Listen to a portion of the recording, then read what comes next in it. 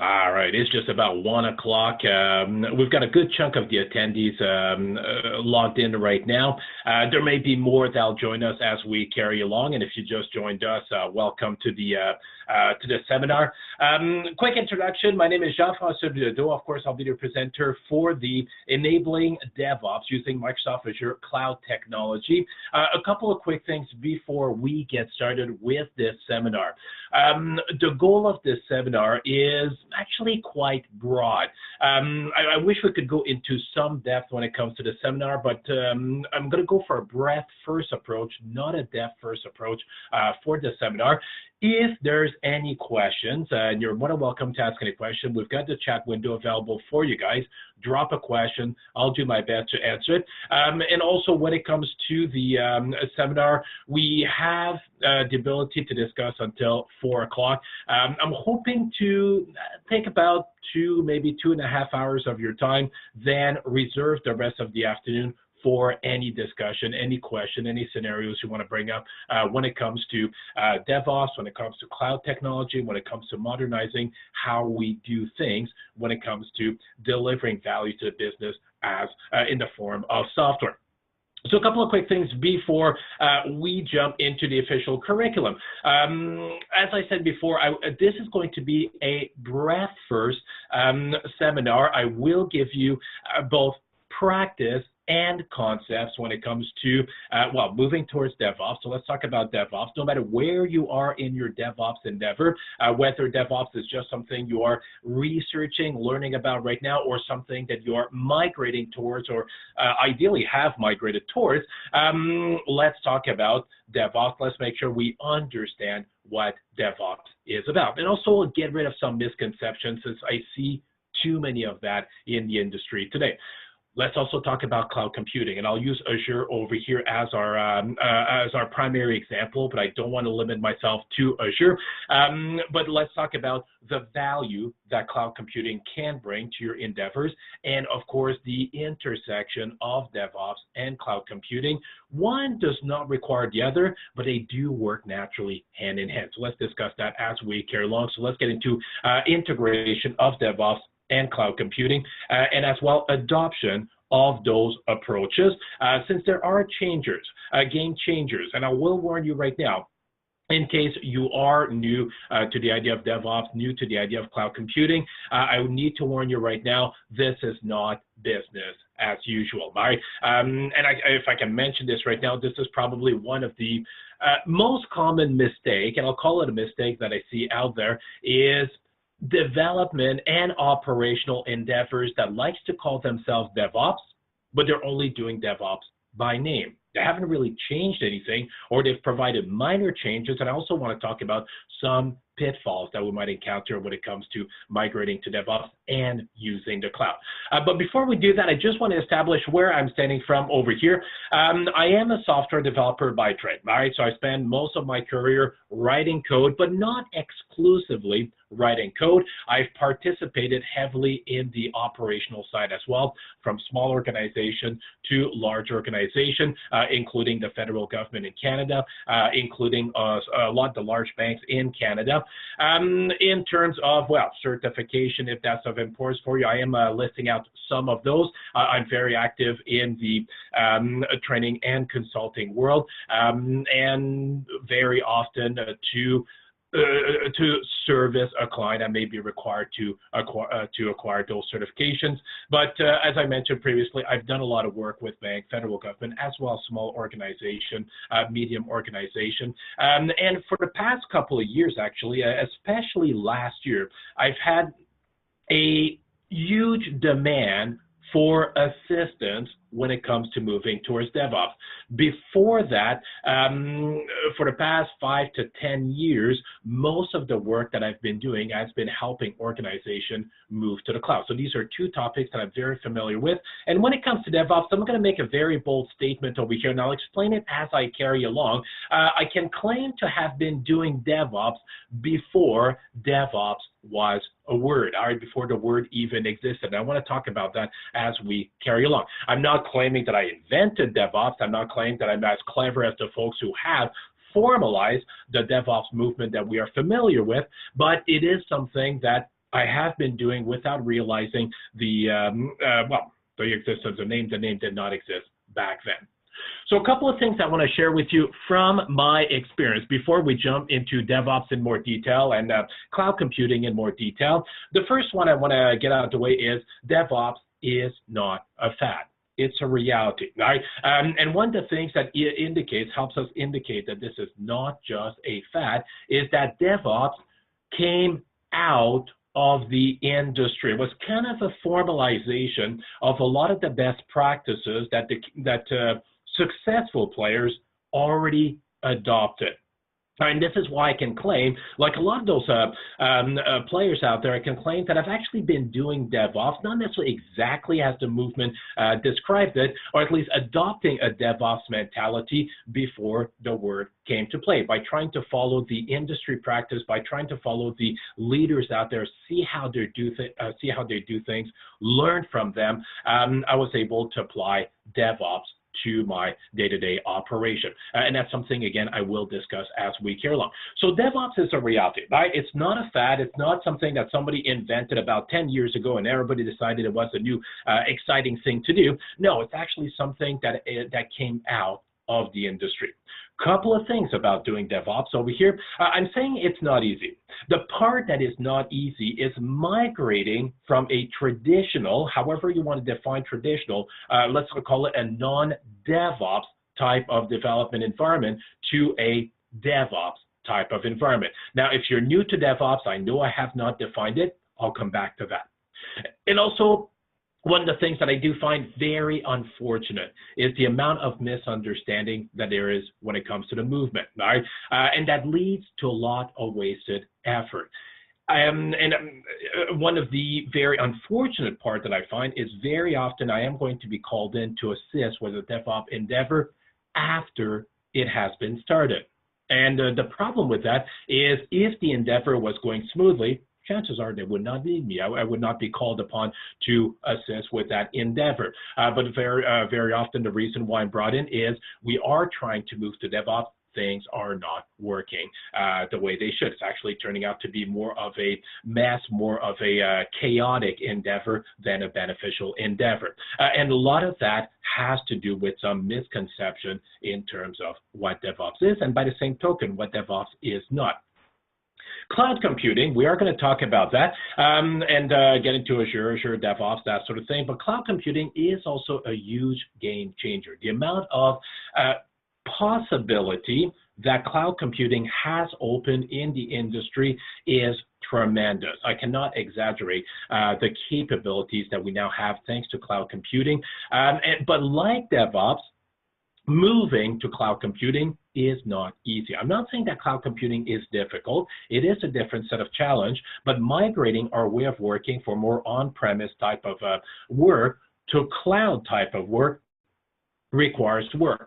All right, and we'll talk about working through that transition. And also another thing I want to address, because I go through that too often, lot of misunderstanding. And I'm sorry to say, it doesn't make me happy to admit to that, but a lot of the work that I have done when it comes to cloud computing has been helping organizations fix their cloud mess. All right, where organizations tried to move to cloud computing and realized that they actually ended up with something that was more complex and more costly than what they had on premise.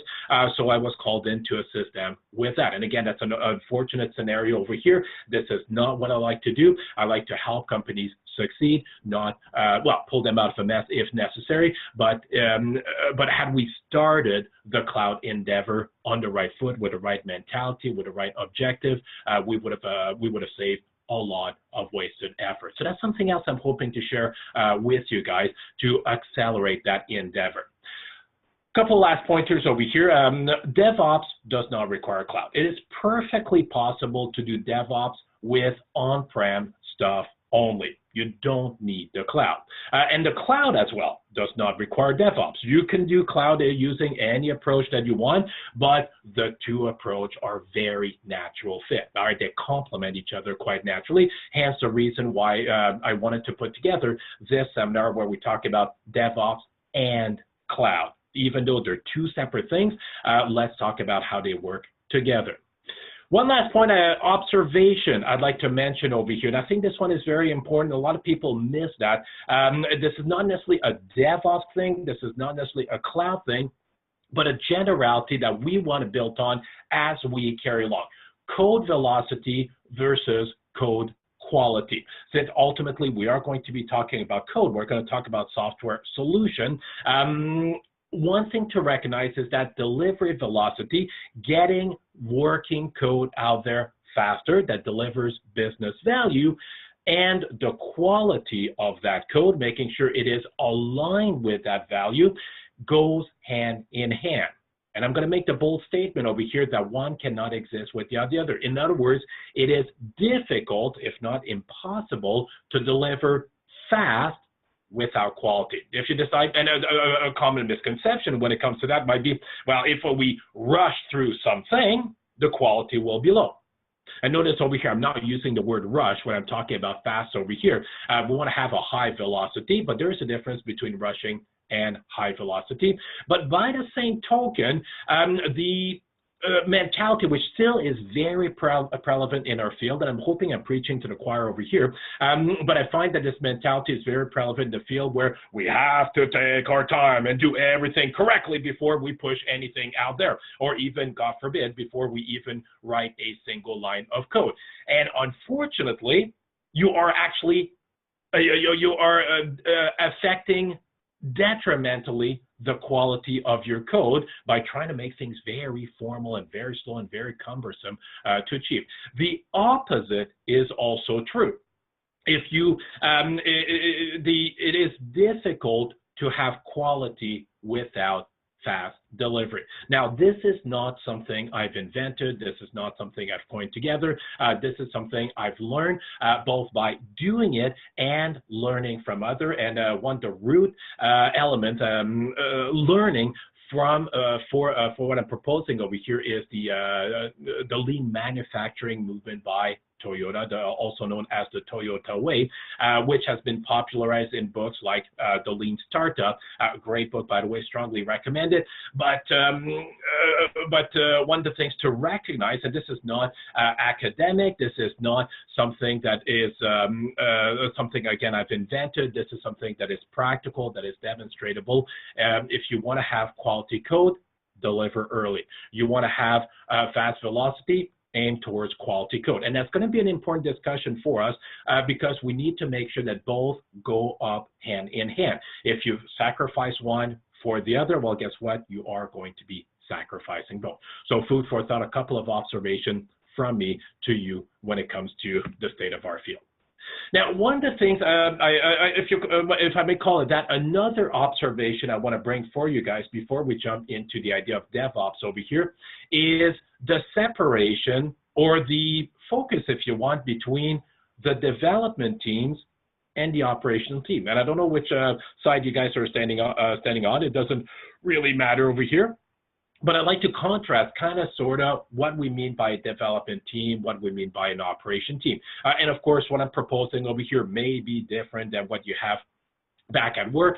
Every development unit, every organization is different. I recognize this. And if you're already DevOps, you're probably going to say, no, that's not the way we work. And that would be good in my opinion. But let's start with the development team. Typically, we can say that the development team is focused on writing and or customizing software to suit the business. That's what the development team is there for. And they're typically composed of programmers, BAs, architects, testers, and whatever else you want to throw in here. And I'm just using very generic terms over here. Of course, if you're using Scrum, if you're using MSC, whatever MSF, whatever approach you might be using for your development, it doesn't matter. You've got a group, a cross-functional, multidisciplinary group working on that. And typically, the focus of the development team will be on implementing new features and, of course, fixing bugs along the way. But the goal over here is, if you want to think of it this way, is actually to change things, all right, to evolve things.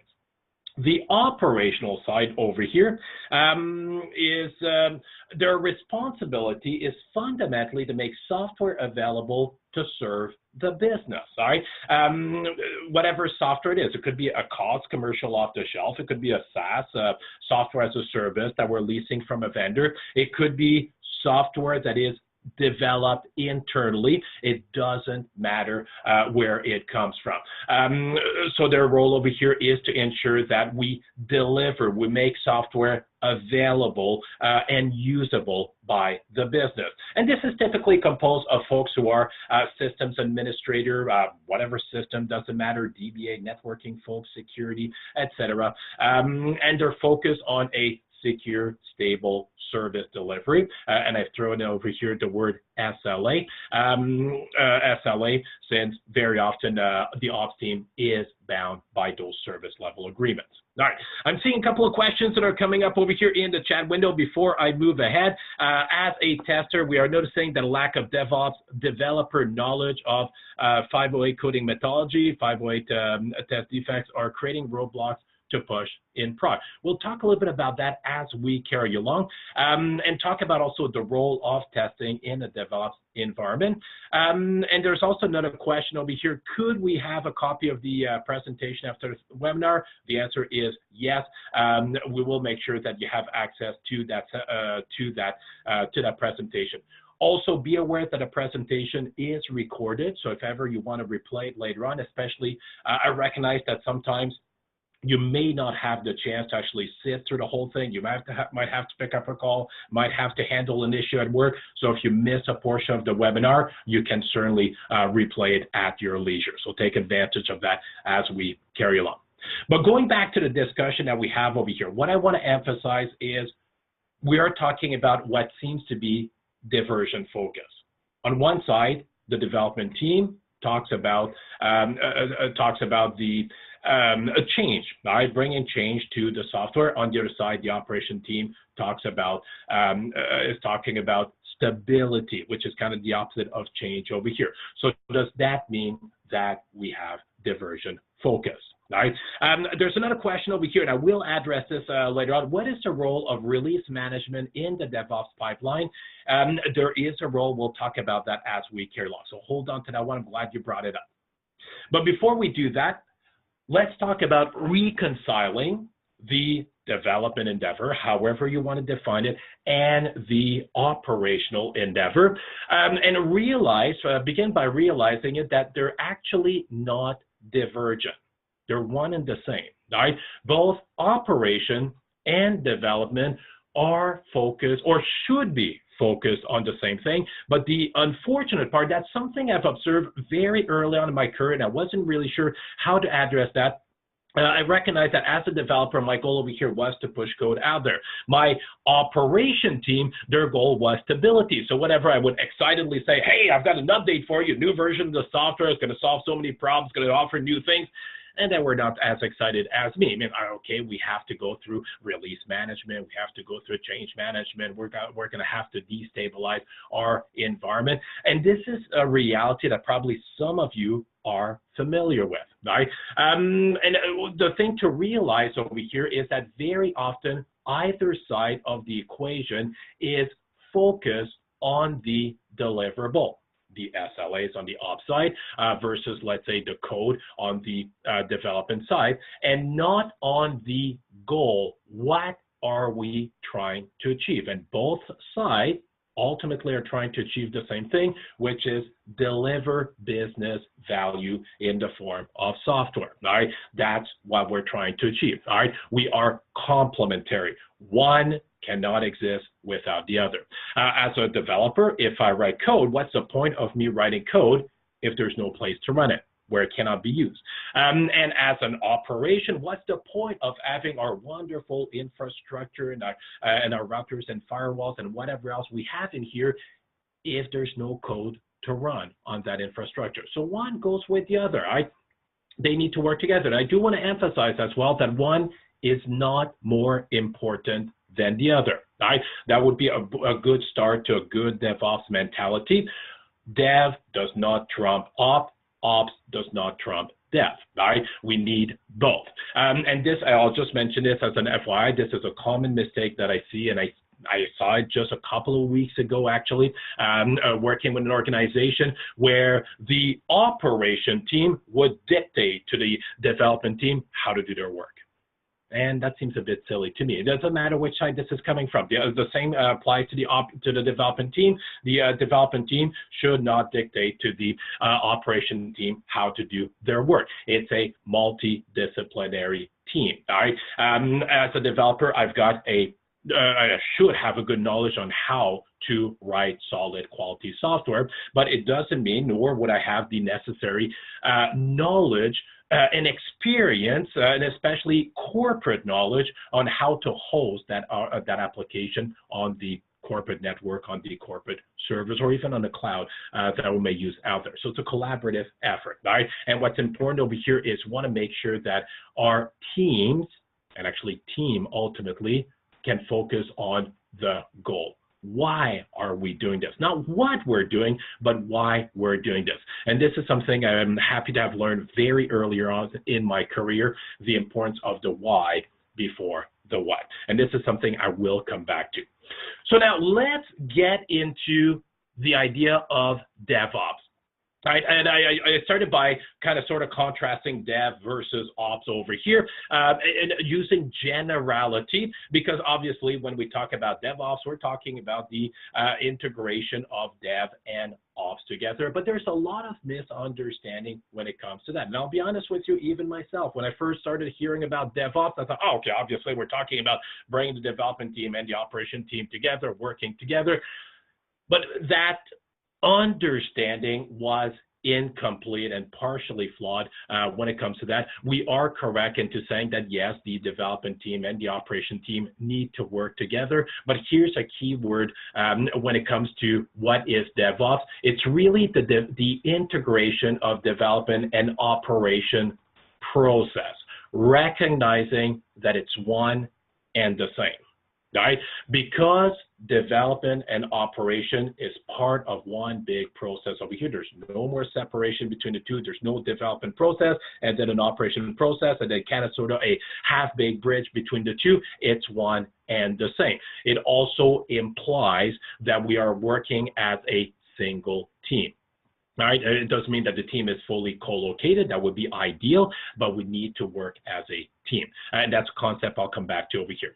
Here's another very important point, and I do want to emphasize this one because that's another big mistake that I see out there. It's not about the technology, it's about the process. All right? Technologies will be required to make your DevOps, right? But you cannot start with the technology. And that's probably the number one mistake that I see out there when it comes to moving from or whatever approach we're using right now, traditional approach we're using to DevOps, is we're going to focus on the technology. We're going to get our CI pipelines in here, and we're going to get our code repository, and we're going to look at moving towards infrastructure as code, which are all good things, but we're skipping over very important step if we jump at the technology. And one of the things we're skipping over, it goes back to that point over here, is we're focused on deliverables. We're no longer focused on the goal. Why are we moving to DevOps? Ultimately, what are we hoping to achieve with DevOps? It's not about your CI pipeline. It's not about your infrastructure. It's about ultimately your processes, right? So processes are going to play a big role. There's more, and that's going to bring me to the core value of DevOps. I would assume a lot of you have seen this before. The 4 or 5 core value of DevOps, CALMs or CAMs, depending if you want to include the L. The L was added a little bit later on in that acronym, and CAM stands for culture. And if I can be honest with you, that's the first thing that needs to change when it comes to moving to DevOps. All right, forget about the technology. Start by changing the culture. What should the culture look like? We'll come back to that. And I'm seeing a question over here. What do I mean by CI pipeline? I mean a continuous integration pipeline. I'll clarify that as I carry along. But ultimately, what I am getting at is ensuring that at any point in the development endeavor, the code is buildable, and ideally runnable, testable, usable. So that's something I will come back to, but just to answer that question, I've used the term CI without defining it. So CI pipeline, a pipeline by which I can continuously test the code. So that's something I'll come back to. But going back to CAMS over here, culture, that's a big one. You don't have the culture, you're not going to be DevOps. If you could put all the technology in place, right? You could adopt Azure DevOps, for example, 100%. If the culture is not in place or you are not working towards changing that culture, guess what? It ain't going to happen. And I'm not just speaking hypothetically over here. I've seen that happen too often. So the first thing that we need to strive for is a culture, right? A culture, and I'll talk about that culture as we carry on. Change our way of thinking as an organization. Another big one, and this one we'll consider to talk about, automation. All right, that one's huge, but I don't want to focus on it too much because obviously to do automation, you need technology. Whoops, my apologies. You need technology for that to happen. And it will be an essential component, but I want to talk about, again, helping you, giving you tips to properly move you towards automation. Another one that I find is often skimmed over, lean. You want to keep things light, right? And here's a big suggestion for you, especially for those of you who will be directly responsible to implement DevOps within your organization or have will be consulted when it comes to implementing your DevOps in your organization. Make sure that whatever processes you put in place, you start lean, start minimal. Another way to think about this, forget about the hypothetical. Forget about the potential future event that could happen. Focus on what's a reality now and today. Not tomorrow, not 10 years from now, but now. Start with that and add and evolve your process over time. This is usually important. I know it may sound trivial, and some of you, especially if you come from a more traditional background, you might say, well, Jeff, it might make a lot more sense to spend our time, thinking about it and then analyzing it and strategize it, etc. Work towards building processes, make sure that they meet all of our present and future needs, future-proof what we're doing. But believe it or not, this is actually going to be more detrimental than beneficial. It kind of goes back to what I've described earlier, the idea of code velocity and code quality. They go hand in hand, and this is not limited to code. It also applies to your processes, and that's something I want to talk about as we carry along. So that's an important principle over here. Be lean. If you are doing something that does not provide direct value to the delivery of your software, all right, from both the development and operational side, doesn't matter which side we're sitting on, then get rid of it, right? It's not as easy as I make it sound. I think we all recognize it. Changing, especially if you come from a large organization, federal government, financial sector, telecommunications center, it doesn't matter. Changes at the corporate level, at the cultural level is difficult. But, and I can speak from experience over here, very doable, right? Again, I want to give you tips to help you with that. The last two are huge, and this is where I'm going to say probably 80% of all these so-called DevOps endeavors that are only DevOps by name fail, and that's by lack of measurement, lack of sharing. All right, and these are two things I do want to come back to as we carry along. Very important over here. Let me ask you the question. Let's say you are migrating towards DevOps processes over here, and you are putting processes in place. And as you start a process, especially if this is the first time we implement that process, the goal of the process is going to improve whatever it is that we're doing, all right? Accelerate the delivery of business value, improve the business value in whatever it is that we are doing. But the question I would have for you, the hard question is, okay, you've implemented a process. It looks really good on paper. It might even seem to work in practice, but can you prove that it works correctly in practice?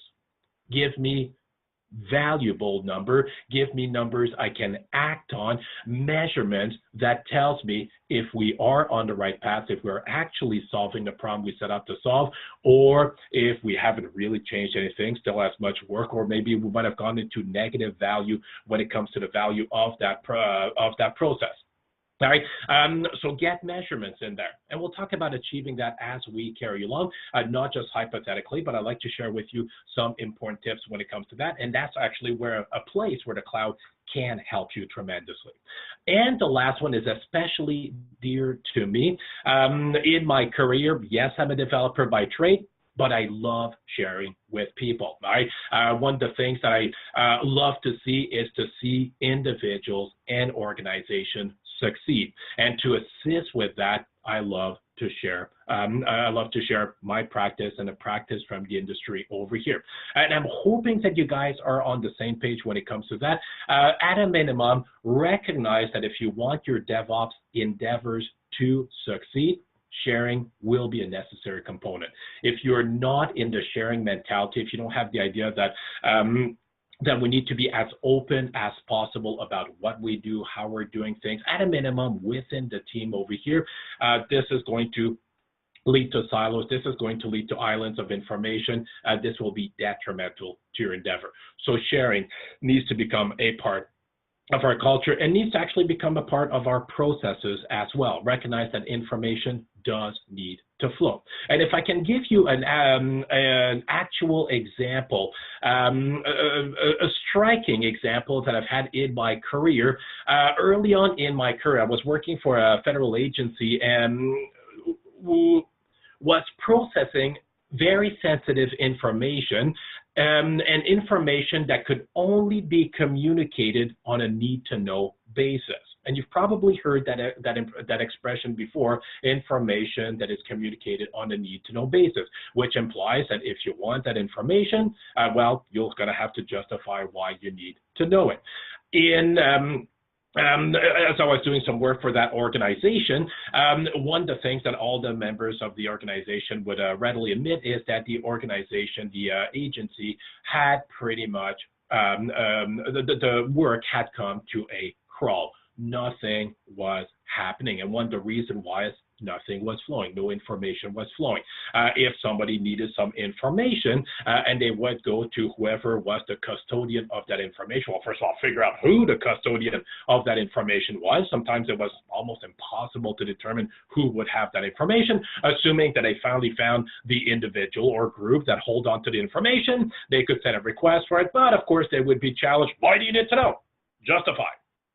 Well, around that time, they got a new president for that agency, specifically to address the massive issues that we're having in their processes over here. And I do remember the president explaining quite clearly that, yes, it is true that we are working with sensitive information, information that needs to be communicated on a needs-to-know basis.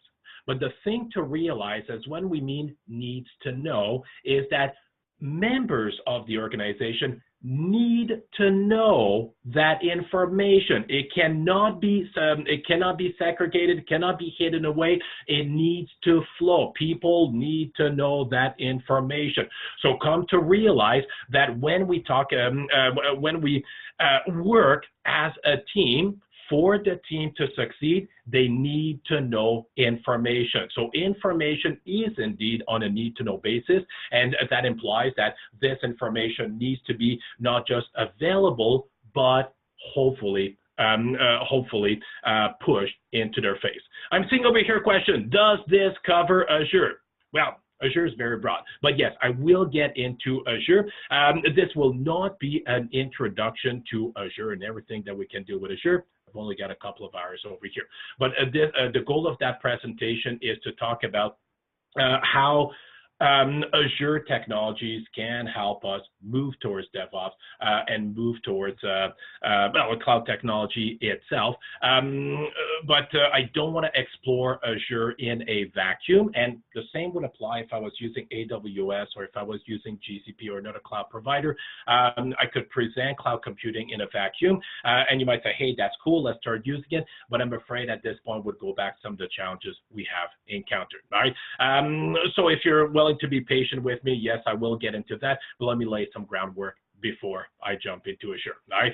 And if you have any questions when it comes to Azure, specific questions, not a problem, drop them my way. Not meaning to brag over here, but I am certified from the Microsoft side on the development, the infrastructure, the architecture, and the hybrid side of Azure. So I know a thing or two about it. So if you have any specific questions, you can drop them as we carry along. But I did want to emphasize over here the core value of DevOps. All right. In other words, if you don't have those core values in the way we do things, don't call yourself DevOps yet. You may be working towards it, but you're not DevOps yet. So moving ahead, I'm not going to spend too much time on the origin of DevOps. It's not a new concept. I can even go back to the 1990s, and we can talk about some organizations that, in my opinion, were doing DevOps even back in those days, even though the word did not exist, the concept did not really exist, but they recognized through their internal way of working that we need to have a single process for development and operation. But another thing as well I want to make sure of over here is that there's actually no formal definition of DevOps. Different folks may have a different understanding as to what DevOps is. There is more or less an understood meaning of what DevOps is about, and it has become clear over time, but I don't think anybody will claim that there's one definition to what DevOps is. But DevOps is one of those things that you can certainly measure and determine, are we actually doing DevOps or not? So the fact that there's no formal definition is not an excuse to say that, hey, because it's not defined, we can do whatever we want and just call it DevOps. There are definitions.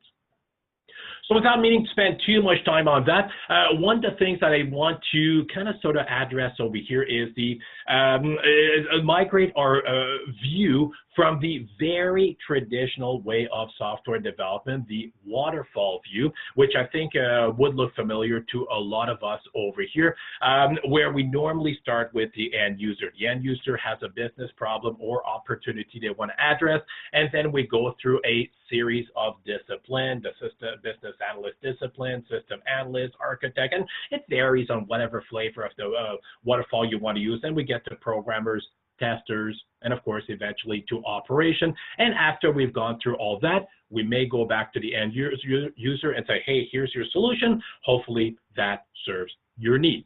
And one of the things I want to emphasize over here is that the waterfall, well, hopefully you're not necessarily using the waterfall for your development process, but the waterfall has a number of flaws, but one particular flaw specifically I want to tackle over here.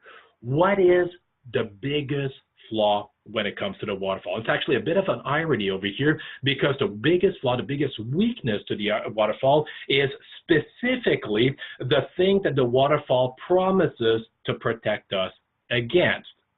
And the flaw with the waterfall over here is that when we start the process over here with the end user, the business, whoever that might be over here, the business analyst is going to gather requirement. All right, what should the system do? How do we know the requirements are correct? I know, I'll leave that as a rhetorical question. How do we know that the requirements are correct? At this point, it's just a hypothesis. We don't know if they're correct or not. How could we make sure they're correct? And at this point, traditional waterfall folks might say, well, we can run them by the client. We can create honestly proof of concept or mock-ups, that sort of thing. But we could start by showing them a draw screen, for example, for the application, and not really giving them a chance to try it, but kind of give them more hypotheses on what the application would do. And if we are getting into designing screen, we're actually getting into system analyst, architecting, UI design, that sort of thing. So we're even further down in the process, which implies that we're building hypothesis on top of hypothesis on top of hypothesis. We get down to the programmers over here. They're going to write code that will meet and can meet every single requirements that we've put together. But again, it's still hypothetical. The testers are going to test that. and hopefully not spend too long on that, but the reality is probably going to take longer than we expect. We throw it at ops, and eventually the end user receives what they asked for. It could have taken months, it could have taken years, and they received the software they've asked for, and guess what they're going to say 9 times out of 10, and I can attest to that practically over here. They're going to say, that doesn't serve our needs, right? It's not exactly what I've asked for, or whatever they might say over here. It's more surprising that the end user will say, oh yes, that's exactly what we wanted. Thank you very much. Your service does exactly what we wanted. From experience, it's the opposite. And the problem with that is we are going to build hypothesis on top of hypothesis on top of hypothesis.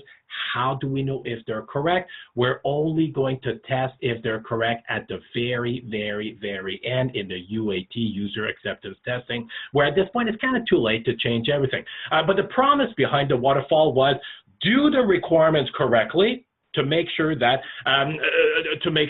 you don't encounter changes later on as you develop the application, because change is expensive to implement, and that's a reality, especially late in the game. And the system analysis over here would, and the architect would make sure to have a strong design for the application based on those requirements to make sure, again, that we avoid silly changes, having to backtrack the work that we've done and re-architect or even recapture requirement, and then programmers commit to that. They build based on that hypothetical architecture, which hasn't been tested, on those requirements, which haven't been tested. Testers, again, are going to build on those or test those requirements, which are still hypotheses, and only at the end does the end user can come back to us and say, yes, it works, or no, it's not exactly what we need. And this is why I'm going to say, or I've mentioned earlier, when it comes to delivering value, code quality and velocity actually do go hand in hand. This is not hypothetical. This is not academic what I'm proposing over here. This is practical. The more you delay the amount of time that it will take for your application, for working code to be delivered to the client, the lesser the quality of the delivery will be. And the reason why this will be is nothing is tested, right? And it's not the fault of the testing team over here. They're testing based on those hypotheses. It's not the fault of the programmer. And I'm not even going to say it's the fault of the business analyst. It's the fault of the process. So we've learned from that.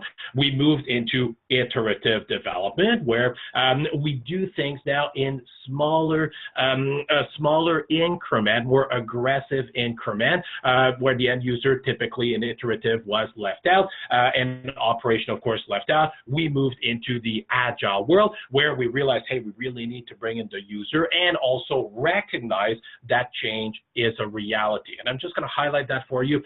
Change is a reality. If you're working in any IT field, change will happen, right? And one of the problems with the waterfall is that the waterfall fights against change. Change will happen. Let's work with it, not against it. And finally, the DevOps view. Really what changes over here is it's now a holistic effort, a team-driven effort where all members of the team are included. That's an important discussion I want to have with you guys as we carry along. So a couple last slides before we jump into the cloud. I know some of you are looking forward to that. But moving to DevOps, let's contrast the traditional approach versus the DevOps approach. So change our mentality again as necessary. In the traditional software development endeavor, software development is a project. We have a start date, we have finish date, we have a budget, etc. And the start date budget, of course, is built on hypotheses, which often turn out to be wrong. I'm sure some of you can attest to that. Moving to the other side, software development is a process. It's an ongoing thing. So software development is no longer a project, something that has a start and a finish date. It's not something that has a budget. It's not something that is a capital expense. It becomes a operational expense. In the traditional development approach, the teams were functional. They were based on function, kind of sort of as I hinted at previously. We might have a system administrators team, might have a DBA team, that sort of thing. Here in DevOps, teams are based on a product line. All right, so you may have, well, probably dozens of product lines in your organization, products that are used internally, products that might be used by your customers, products that might be used by your partners, your vendors, doesn't matter what it is. So we're going to focus on our product lines. And the teams will be built around those product lines. There might be some sharing of resources in between, that's okay, but now we're going to focus on product line, not their function, right? So you're no longer a DBA, you're no longer a programmer, you're now part of whatever product line, software product line you're working on. In the traditional views, teams are silos, and I hinted at that previously. They work in isolation of one another with often very rigid communication channel and often some butting of head that occurs between them. In DevOps, we want to move towards integrated team, right? A team is naturally cross-functional as opposed to homogeneous. So a team is not composed of just one skill set. A team will be composed of numerous skill sets. And here's an important one over here, and this is not limited to QC/QA. In the traditional endeavor, it's done by people. As we move to DevOps, QC/QA is done by machine. And this is important over here. I know we've got a couple of folks over here who are on the testing side, and very often when I mention that, it kind of makes them uncomfortable, because if my QA is going to be done by machine now, my test is going to be done by machine now, what role do I play? Does that mean I'm no longer needed? Am I going to be kicked out of the organization? No, and I do want to revisit that as we carry along. It does free you to work on what's really important. So how to move to DevOps, all right? First thing to realize, there's no silver bullet, all right? There's not one magic formula, one magic recipe that you can use out there that will allow you to become DevOps.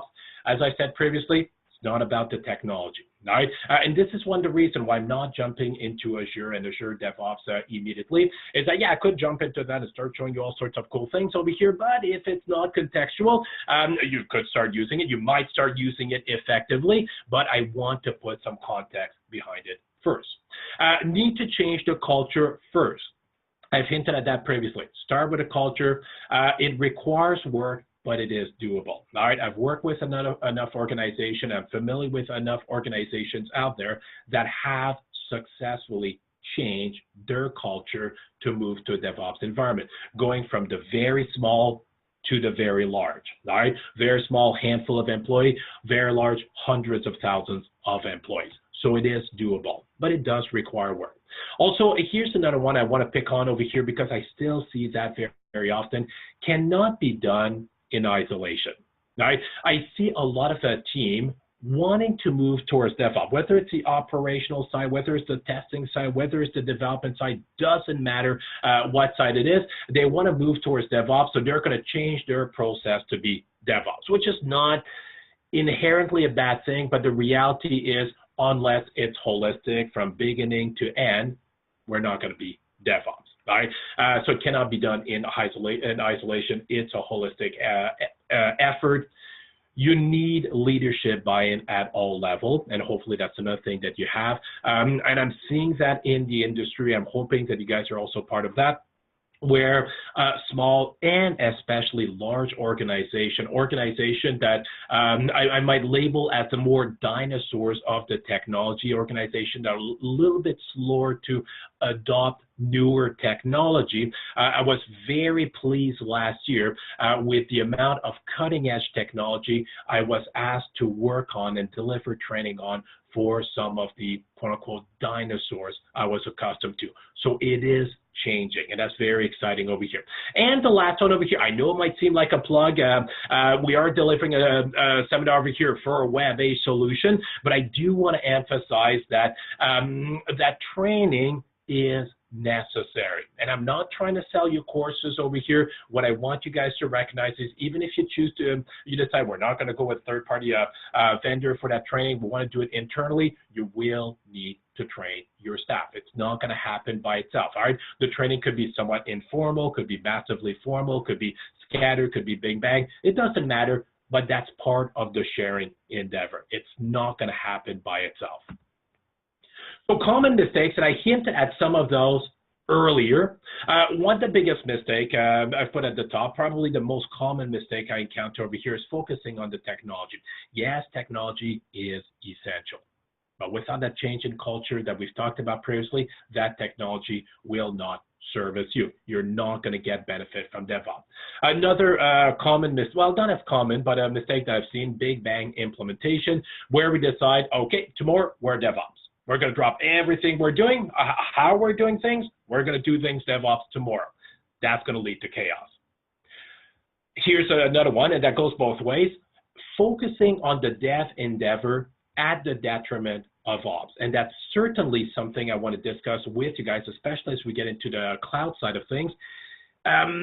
The developers are usually a huge proponent of the DevOps. They want to push DevOps forward, that sort of thing. And they might do that at the detriment of the operational side. They might actually forget about the operational side or even ignore the operational side for that endeavor. This is not DevOps, this is strictly dev.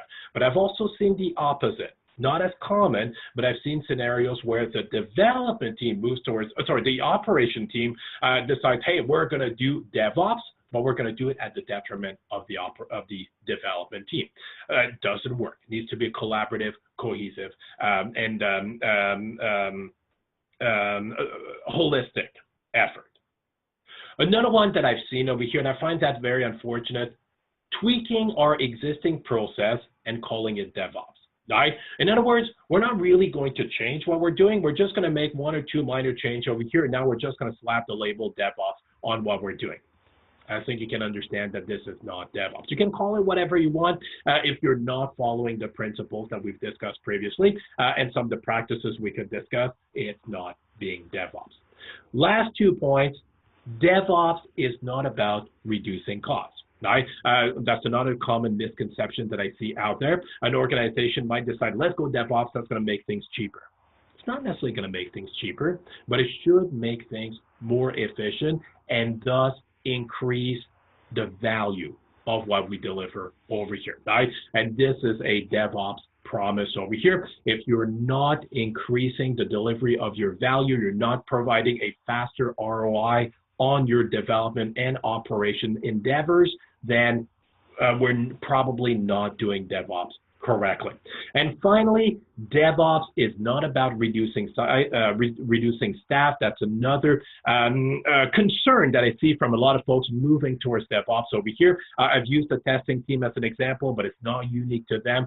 Developers, folks working in operations, systems administrators, that sort of thing, do get concerned when I talk about the DevOps operation. For example, later on, we are going to talk about IAC, infrastructure as code, where we want to automate the entire infrastructure. We want to move away from manually managing the infrastructure. And at this point, a system administrator might come up to me and say, Jay, what's my role now? I don't have a role anymore. You do. All right, and you consider to play an important role. We'll talk about that one as we carry along. The difference over here is when it comes to bringing up a machine, your role will not be to actually bring up the machine, but to automate how we're going to bring up the machine. And how are we going to do that? That's where cloud technologies can help us. So let's put aside the idea of DevOps. Well, I'm saying let's put aside. We will continue in that vein, all right, unavoidably. But now let's put that aside to some degree, and let's talk about cloud computing. Now that I've talked about what DevOps is fundamentally about, this is just a high-level overview. Cloud computing, if I can give you a very base definition as to what it's about, I would suspect most of you understand ultimately what it's about, but fundamentally running stuff on somebody else's premise, running programs on somebody else's computer. And I know it might sound like a dismissive or even an erroneous description as to what cloud computing is, but ultimately it's what it's about. Cloud computing is also described as coming in 3 flavors: IaaS, PaaS, and SaaS, infrastructure as a service, platform as a service, software as a service. And I want to talk about those as we carry along and understand that, especially for those of you who are going to play roles like that of an architect or need to advise a team on resources, how should we use those? I'll come to those as we carry along. But some advantages to moving to the cloud, and I'm hoping that at this point you recognize those. One that gets a lot of management excited is the idea of shifting capital expenditure to operational expenditure. All right. Now it's not about investing hundreds of thousands, millions of dollars in our infrastructure every couple of years. It's now simply about paying a monthly fee to support our infrastructure. Instant access to countless resources, which is both a great thing and a bit of a dangerous thing. We'll talk about that. Much easier, and this one is very important, much easier to replicate the same environment across dev, test, and prod. And that's one of the things that gets me greatly excited about cloud computing over here. IAC, infrastructure as code, is a reality. And this is huge. I don't dismiss this one over here. And that's one of the reasons why I picked Azure for that discussion, is that Azure has great IAC capability. It's not unique to Azure, but I'd like to highlight that for you guys as we carry along. Now, moving to the cloud does have challenges. So the cloud is not about off-premise hosting. And I've picked on this one over here because unfortunately, I was called to resolve a lot of messes related to that, where an organization, especially in the early days of the cloud, they hear about cloud this, cloud that, and how the cloud is going to make everything great, how it's going to fix all of our problems, and they decide, hey, let's adopt the cloud tomorrow, let's shift everything to the cloud. And they do it in a way that, a bit of a naive way, where they grab their on-premise infrastructure, so their virtual machine, move it to the cloud. Boom, we're cloud enabled, we're done. No, unfortunately. All right. And if that's all that you do, I'll be honest with you, in my opinion, you're not doing cloud computing. All you are doing over here is offloading a little bit, right? Or offloading your infrastructure. So I do want to come back to that over here. So this is one of the most common mistakes that I see out there when it comes to cloud computing. And I do want to emphasize that if you are under the impression right now that if we want to move to Azure, or it could be AWS or GCP, the reality is you will have to change your architecture, especially if you want to truly take advantage of cloud computing. So we'll come back to that. And that's another challenge, actually leads me to the next challenge over here. Vendor offering is staggering. I mean, let me crack open my Azure portal for the first time today. I'll go to my Azure portal. There we go. And I'm not going to do anything just yet in here, but if I can take a look just at the Azure service, there's C100 plus services for us. All right, and this is where cloud computing can be both very beneficial, but also very intimidating. And I'm just using Azure here as an example. Out of the box, just from the Microsoft side, we've got 100 plus services. That does not include the marketplace. All right, so the question that begs to be asked at this point is, okay, I want to move to cloud computing. Which one of those should I use? Right? It doesn't mean that you need to use all of them. You will never use all of them in here. And if I can be blatantly honest with you, this is where you really want to equip yourself with a good cloud architect. Right? And again, I'm not necessarily trying to make a plug over here, just stating a reality. This is one of the value I can contribute to that I've contributed to a lot of my clients over here, being very familiar with the resources that are available for us over here, depending on what their business needs are, depending on what their business challenges are, I am able to advise them on which resources we can use. Somebody who has not taken the time to study the cloud computing and also taken the time to study specific clouds, AWS versus Azure versus GCP versus whatever else, doesn't matter at this point, cannot truly advise on how to take advantage of cloud computing, right? So I am going to hint at that, but one of the things I can establish right now is I cannot in this seminar explore all 100 plus resources that are available for you. And I'll be honest with you, I'm not going to pretend that I know all 100 of those off the top of my head either. Plus, you've got the massive marketplace that is available for you. We've got thousands more resources available for you.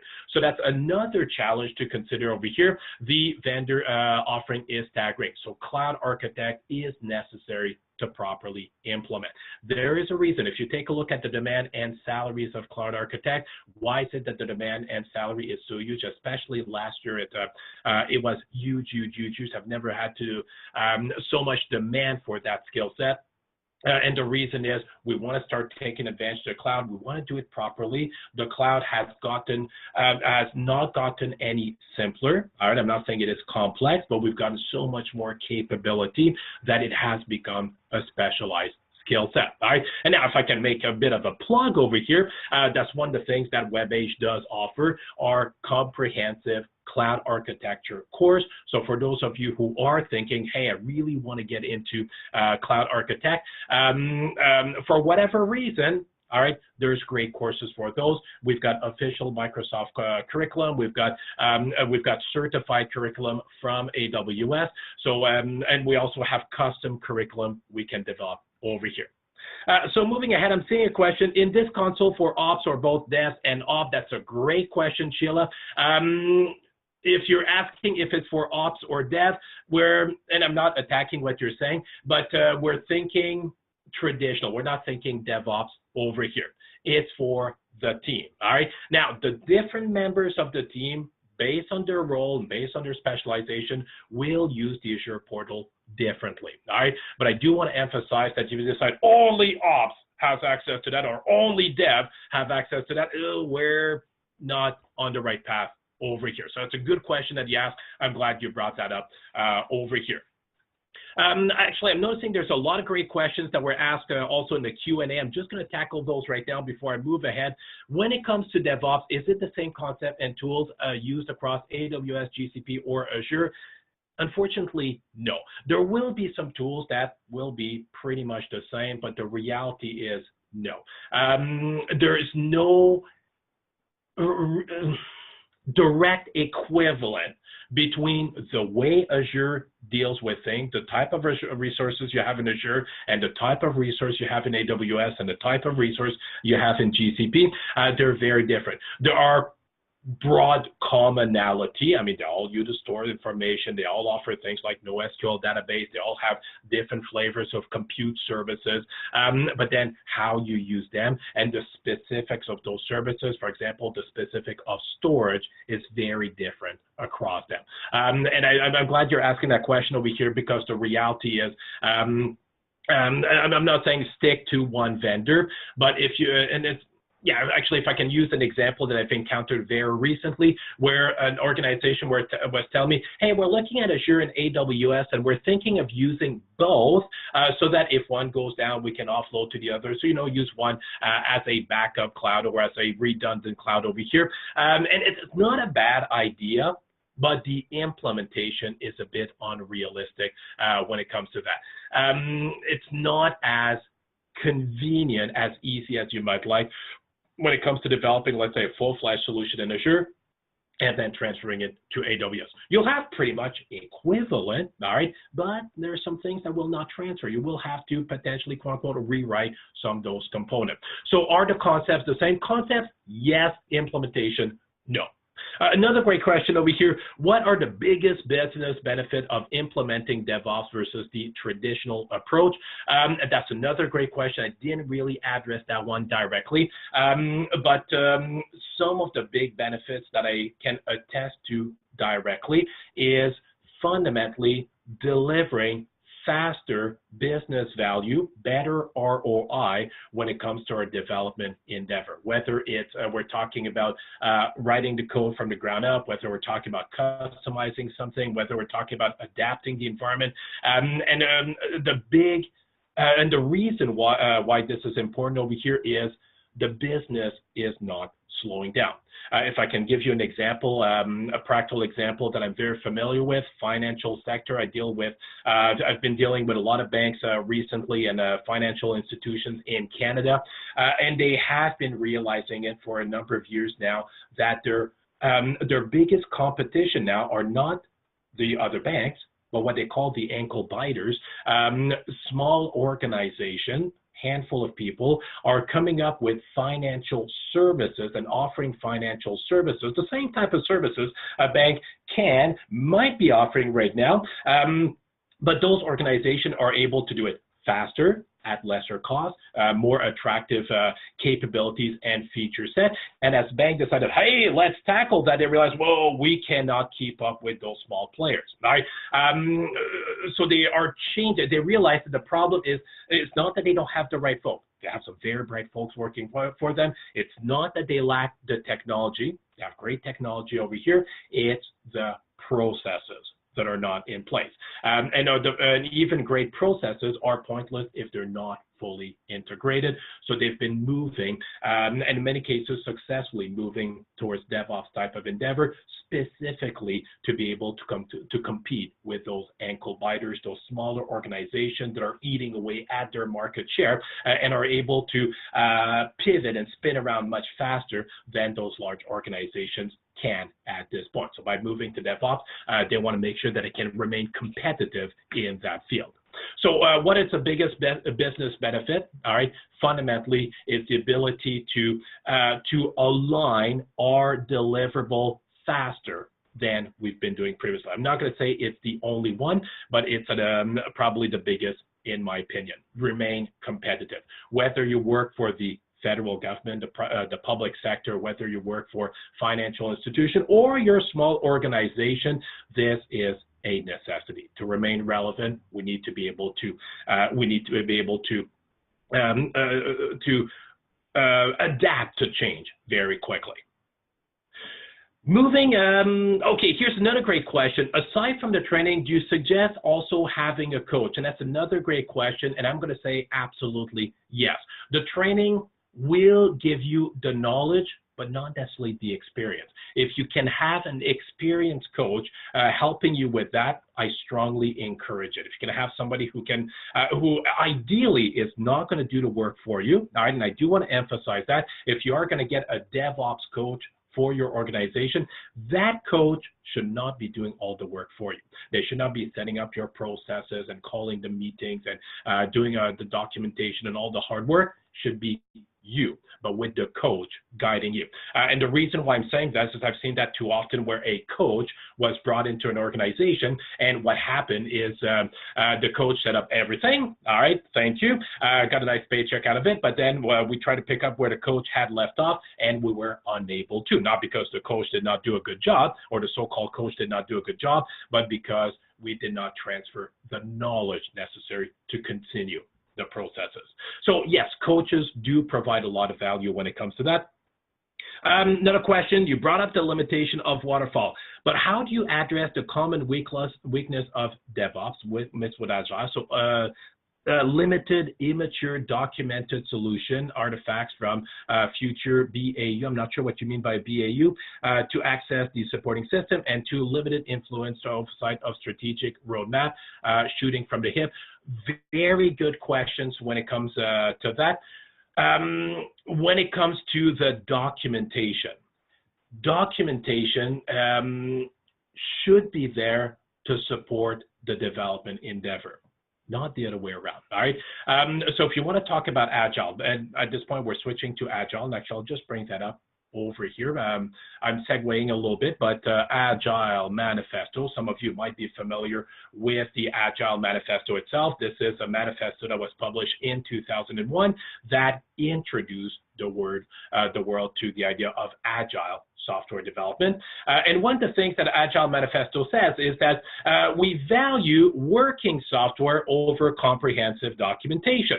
All right, and a lot of developers, and not just developers, they read it as saying that, okay, don't do documentation anymore, just write code.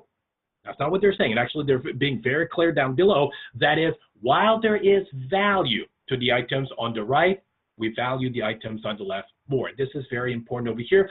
Agile is in no way saying don't document. Right? What Agile is saying is documentation should never come at the detriment of working software. So going back to your question over here, it's a great question, the first part of your question. If you are going to document something to help with future endeavors, well, at this point, begin by deciding what do we need to document? what will provide value over here, all right? Because you might not realize, and I'm not sure where you're standing right now, and I can speak from experience when it comes to that, massive documentation, 300-page binders describing the ins and outs of a system will go mostly ignored. How valuable would that be? Not very. Talk to a developer, and if you ask a developer to study a system and you give them the 300-page of specification for the system and the source code for the system, guess which one they're probably going to go to first? Probably the source code. They might still use some of the documentation, get a high-level overview as to how things work, how things are interconnected, that sort of thing. But when it comes to the specification, food for thought, the penultimate, 100% accurate, always up-to-date specification of any system is the code. And that's one of the reasons why you want to make sure that your application code is always clean, or as clean as possible. I shouldn't say always clean, that's a bit of a big word over here, but as clean as possible, because it is an integral part of the documentation of your system, something I'm hoping to come back to later on. The second half over here, limited influence, oversight of strategic roadmap. Again, when it comes to software development and DevOps as a whole, if it is done without strategic vision, if it's done without strategic direction, that whole endeavor is pointless, right? So I do agree when it comes to that. It is not a limitation of DevOps. It would be DevOps done wrong in that case. And this is not an advantage of waterfall, right? In the waterfall, again, you're stuck with the same problem. You might say, well, the waterfall, we're going to spend some time thinking about our strategic roadmap over here. But if you do the waterfall according to the way that the waterfall is described, you're going to do that at the beginning and follow it through.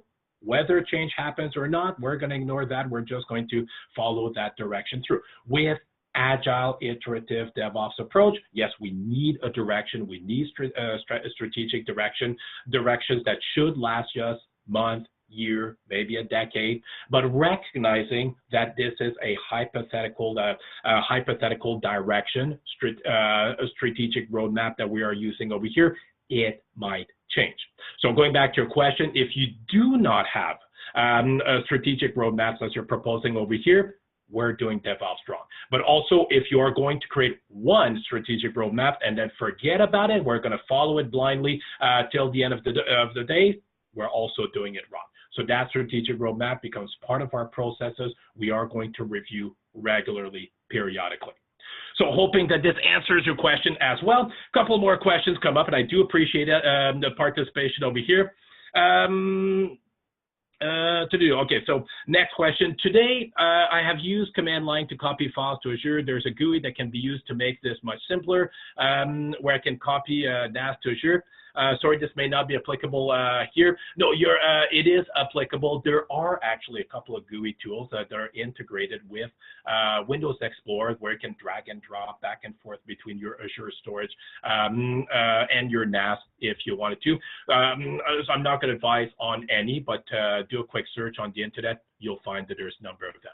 Though, personally, and that's really a personal opinion, I'm not going to shy away from that one, I do tend to favor command line tool over GUI tool, but I recognize, yeah, the learning curve is a little bit higher than a GUI tool. So I'm going to encourage you to continue using GUI tools, but if you prefer to, yes, there are, I'm going to encourage you to use, command line tool. I hope I wasn't saying GUI tool, but I'm going to encourage you to use command line tool before GUI tools, but if you want them, they are available. And moving ahead, so DevOps should not absolutely include waterfall methodology. I'm going to say they're incompatible between the two, all right? And you might try to fit a square peg in a round hole over here, saying that, yeah, we're going to do waterfall and integrate that with our DevOps process over here. And again, I'm speaking from experience over here. I know some organizations have been trying to do that with limited success when it comes to that, but the mentality, the culture, the approach that we want to use over here is ultimately incompatible. All right. So when it comes to the waterfall methodology, I know I might seem heavily biased against it. I am heavily biased against it because the waterfall the waterfall is flawed. This is something that actually we know it has been flawed for a long time for the reason that I described previously. With the waterfall, we're going to build hypothesis on top of hypothesis on top of hypothesis. We're only going to test the whole thing at the end when we deploy and present it to the user, when we do our UAT. And chances are we're going to realize that we were wrong.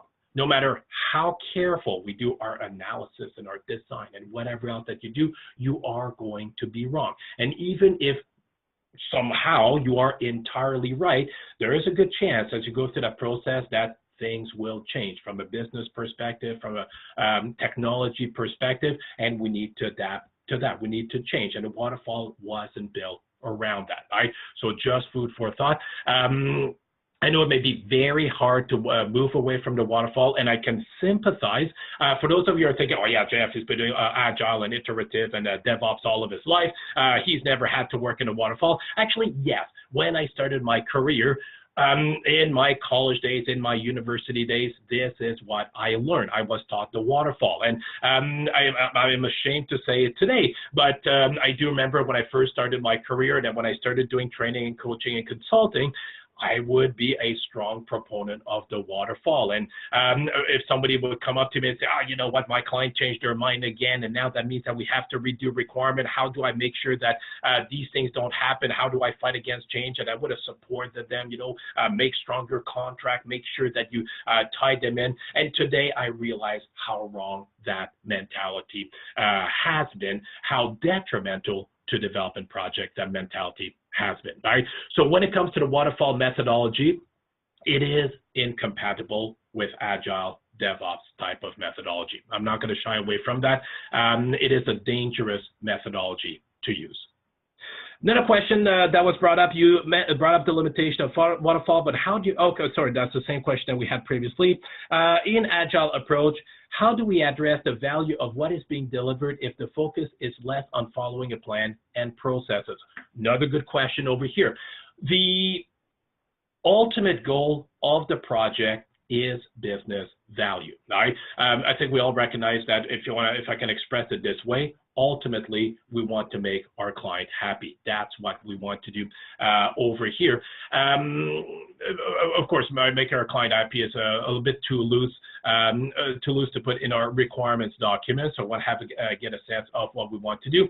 But the idea is, as opposed to the waterfall, where we're going to presume from beginning to end we are correct, and at the very end, discover if we made mistakes. Right? And we will have made mistakes. With the iterative approach, and I'm not even talking agile or DevOps over here, but just doing things iteratively, doing a small component, testing, and then making an informed decision where we right or where we're wrong. And that's what we mean over here by responding to change over following a plan. We know we want to deliver business value. We know what business challenge we want to address, what business need we're trying to solve over here.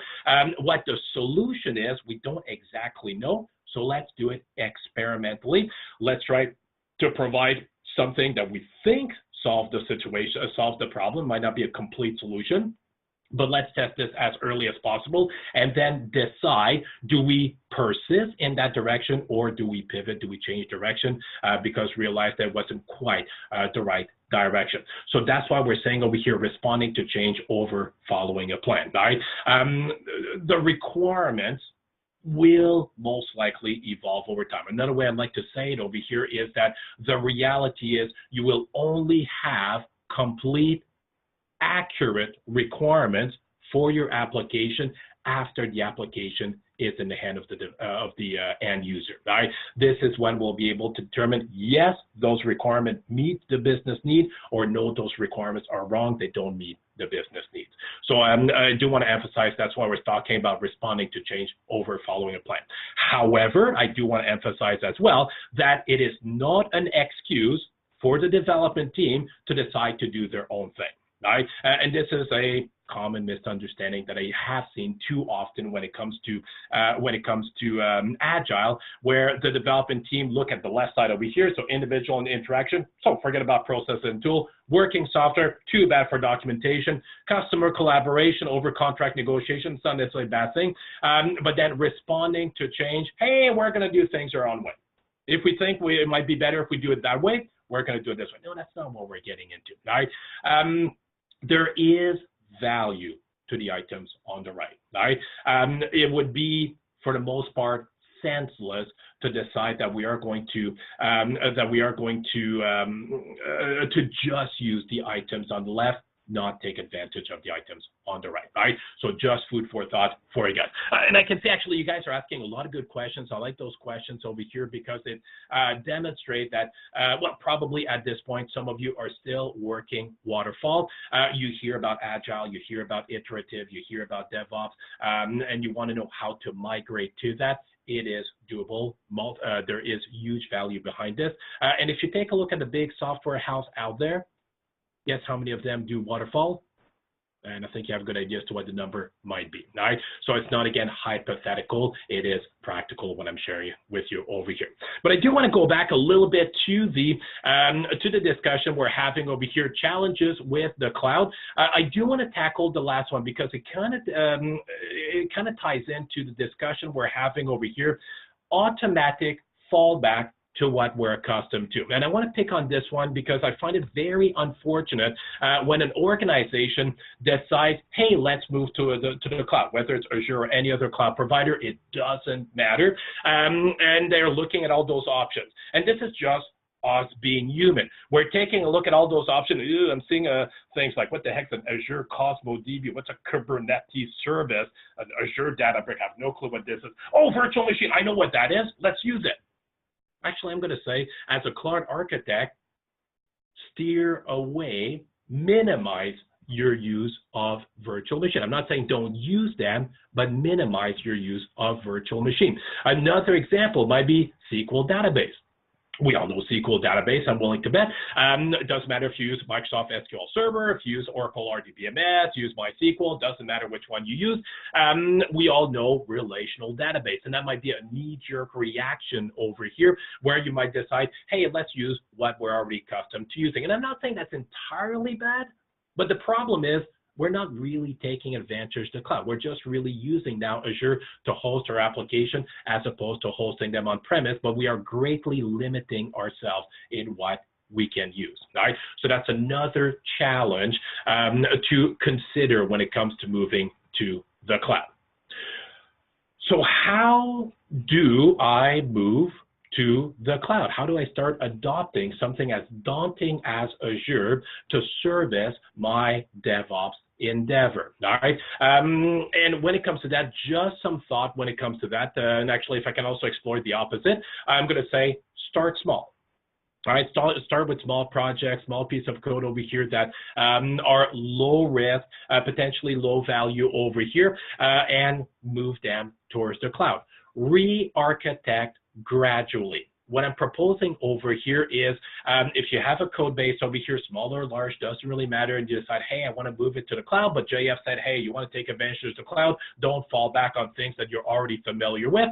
I want to be careful with that statement because here I am telling you re-architect gradually, so move towards cloud resources that you would not consider to use on-premise. And I'll highlight a couple for you as we carry along.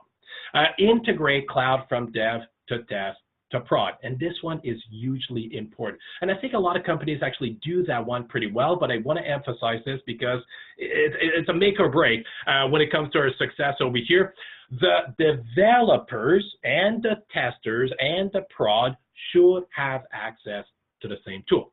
It doesn't mean they'll have access to the same subscription. And actually, I like to recommend that in Azure, same thing with AWS and other, has different subscription, one for dev, one for test, one for prod. And even if you can, keep that subscription somehow segregated at the product line level, if it makes sense.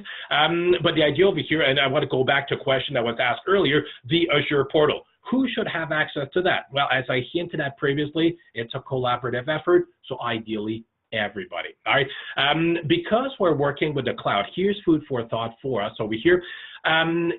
On-premise, whether it's DevOps or not, if one of my developer who might be a little bit more savvy decides, hey, I really want to use NoSQL, I want to use Cosmos DB over here, I want to use a graph database, a document database over here, so I think Cosmos DB would be really cool to use in our application, right?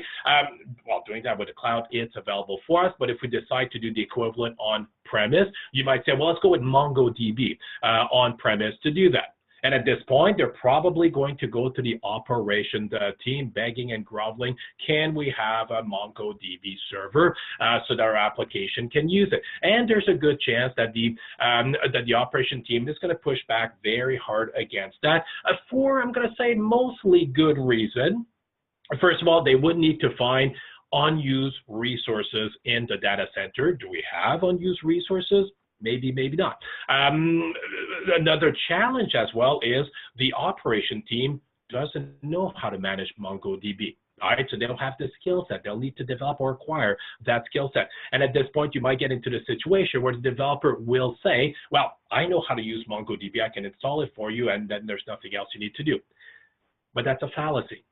For those of you who are working in infrastructure, you probably cringe, as hopefully you have cringed as what I just said over here. If somebody installs a server for you, we plug it into our rack and boom, it's live, everybody can use it, we can wash our hands of it, right?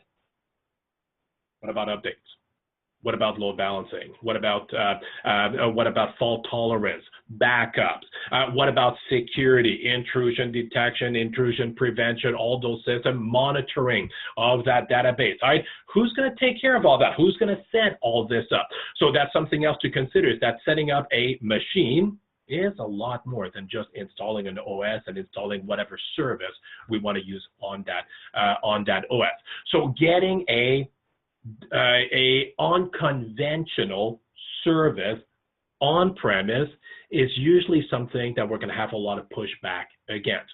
When it comes to cloud computing, having an unconventional service in the cloud becomes much more of a reality, because who is responsible for installing it, for running it, for managing it, for backing it up, for securing it, etc. Well, part of that responsibility is on us, but the reality is most of it, in this case, would be on Microsoft, making sure that it is installed correctly, it is load balanced correctly, it is fault tolerant, it is protected against a common type of attack, etc. Microsoft provides all this out of the box when it comes to those resources. Whether you go with a traditional resource like SQL database, or you go with a quote-unquote unorthodox resource, maybe for some of us, like Azure Cosmos DB. All of that is provided out of the box. And this is another reason why I want to emphasize the importance of starting with the right mentality when it comes to cloud computing over here. It's easy to say, grab our on-premise infrastructure and copy and paste it in the cloud, all right? But this is not a complete endeavor. It's easy to install, for example, Microsoft SQL Server on a machine, get it up and running, but then you have to maintain it. And here's the last thing I want to emphasize. If you decide to go with Azure SQL databases over here, a discussion that I often have with folks who are migrating, especially SQL Server gurus who are migrating to Azure, they're looking at this and they're asking me a question, okay, how do I create a cluster of SQL servers? Well, the answer is you don't.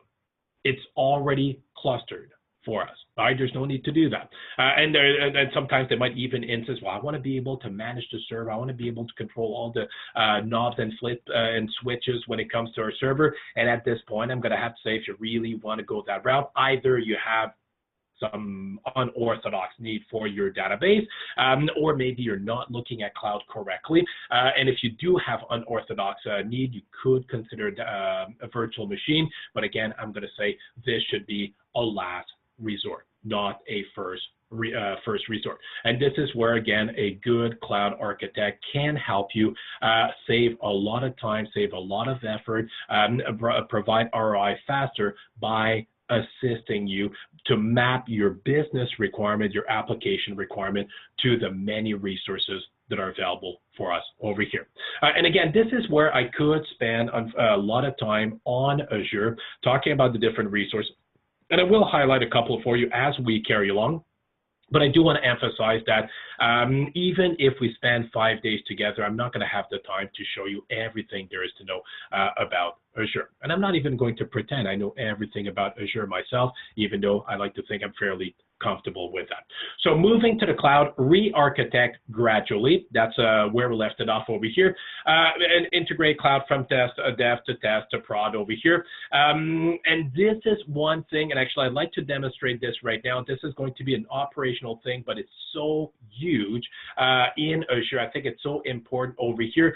Let's say, and let's take a look at a practical scenario over here. Let's move into some practice. I know a lot of you are looking forward to that. I have a, there we go. We're in a development endeavor over here. It doesn't even matter if we're doing things DevOps or strictly iterative or even waterfall at this point. But we want to take advantage of the cloud and we want to go full pin with the cloud. Who chooses which resource the application will use? Well, that decision, in my opinion, should not be done unilaterally. The architect is going to be primarily responsible to suggest the architecture that we would use, but of course it needs to be in line with business need, with the business itself, which implies that it needs to be a collaborative effort. Developer needs to provide their input. Folks who might need to operate it, maintain it, administer it, may need to provide their input. Business analysts, architects, and whoever else may need to provide their input into the architecture. Make sure that it's not a unilateral decision where one person makes those decisions and imposes it on everybody. That's not an ideal way of working. Well, let's say over here as part of the development endeavor, and we're going to look at it as kind of a stage endeavor where we have a stage over here where we are going to write code. We're then going to push code in testing, and then the code will be pushed into production, right? So a sequence that we're all familiar with. In no way am I talking waterfall, though, over here. If you're not sure why, we can talk about that as we carry along. So let's begin with, let's say we decide from an architectural perspective, we want to use Azure Cosmos DB, all right, in prod. And we create the resource. Pretty straightforward to do, all right? To create that resource, let me go ahead and actually, no, I don't want to spend too much time on that because I'll need to create a couple of resources to do that. Let me start with a simpler resource. Not that Cosmos DB is complex, but let me start with a web application, something that I think most of us are well familiar with, web application over here. And I'm going to create over here, it could be an ASP.NET, could be a Java application, could be a Python Node application, doesn't matter what kind of application I'm developing over here. So we decide, let's take advantage of Azure to do that. So in development, right off the bat, I am going to propose that we start the dev endeavor with the cloud. All right, so the dev team over here will, and the team, of course, is not just programmer, but the team over here will create a dev app and a web app. Let me create one over here quickly. I'll just need to use a unique name for that. I'll call it JF example, see if that's available. Boom, it's available. Subscription, not going to spend time on that. I'll just use my Visual Studio Ultimate, and I'll create a resource group. If you're not familiar with resource group, don't sweat that too much. It's something that we could certainly discuss, time permitting, later on, but it's more of an administrative thing. So I'll call, let's say, JF Dev Group. Do I want the operating system to be Windows or Linux? This is going to run in a virtual machine, but I'm not going to have direct access to that. I'll leave it at Windows for now. How am I going to publish the code? Am I going to publish code to the web server directly, or am I going to use a Docker image? Well, if you're not familiar with Docker, actually, if I may be honest, if you're not familiar with Docker, take a good look at it. I love my Docker. But we'll leave it as is. Actually, here it's complaining because I think JF Dev Group already exists. So I'll just use the existing group. But I'm going to stick with the default for now. So I'm going to run Windows. I'm going to publish by code over here. Keep it simple, very traditional in terms of approach. Service plan. I'm not going to spend too much time on this one. I will create a new service plan over here. We'll call this to do, let's say, JF Dev Service Plan. Store that in Canada Central, that's Toronto, and pricing tier.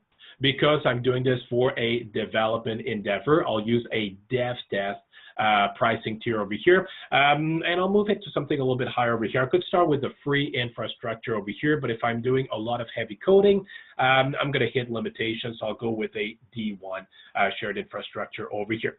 What does that give me? We could spend time on that. Here's an overview as to what it gives me, but this is meant to be a development environment, not a production environment, so I don't need anything fancy just yet. So I'll start with that, a D1 shared.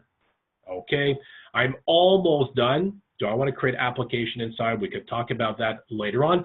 And I'm almost done, but here's the thing. I'm creating an Azure web app over here using the Azure portal, not difficult to do, point and click, type in your value, and you're done. There's my create button. Another way by which I could have created it, I could have used PowerShell or the AZ command. I can bring up PowerShell or AZ right over here using the Cloud Shell button. May or may not wait for it to come up, and I could create the same thing over here. It's not difficult to do, but here's the consideration. I'm doing this in the prod environment. Eventually, testing is going to need to do the same. Is going to need to recreate the same resources, the same infrastructure in their subscription, and of course, operation will also need to do the same, all right? So if I create the resource manually, as I'm doing over here right now, it does imply that I should really document every step that I'm going through right now, or maybe favor using the Cloud Shell over here, the Cloud Shell. Go with MFN, there we go. And I use the Cloud Shell, type in the command, then I can copy and paste the command. I can put it in a script to recreate the environment in different, the resource in different environment, but that becomes an empirical scriptish way of doing things, which is not bad. But what I'm getting at is the automation options over here. Actually, I'll close the Cloud Shell. I'm not going to use it just yet.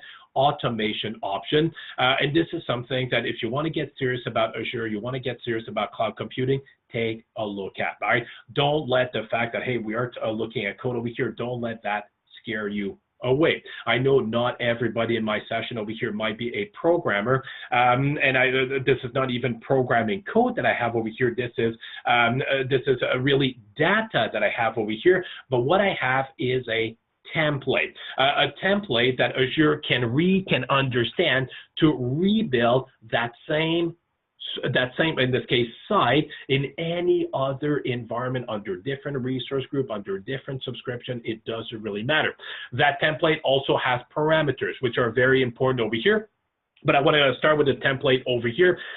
What I'm sharing with you over here is the idea that fundamentally we're moving to infrastructure as code. All right, my infrastructure is no longer managed manually. I can use something like the Azure portal to help me build those templates, and there are actually more refined tools to assist you when it comes to working with those templates, but I'll leave those aside for now. So here's a template that was written for me by Azure based on what I've typed in the previous blade over here in the web app blade. It created that template. It's a text file. I can download it.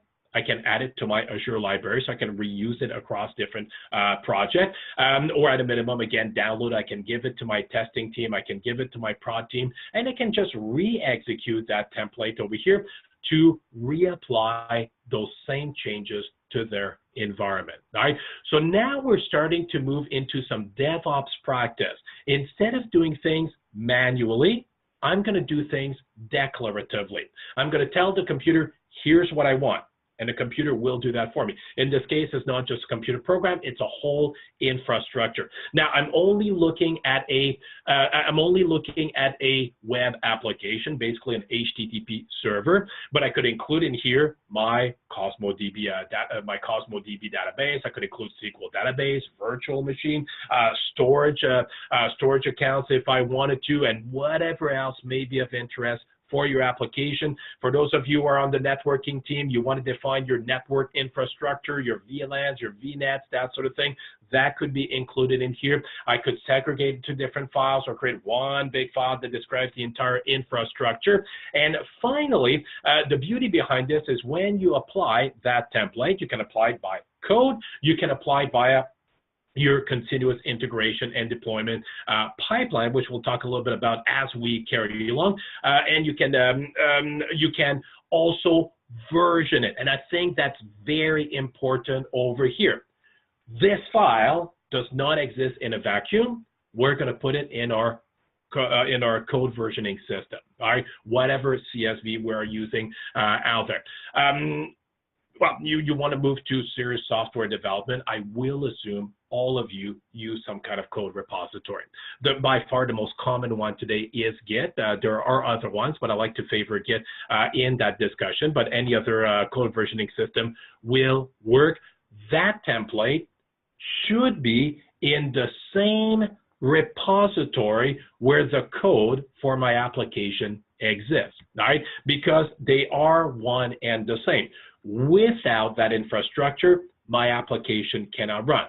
Without the code, that infrastructure delivers no value, right?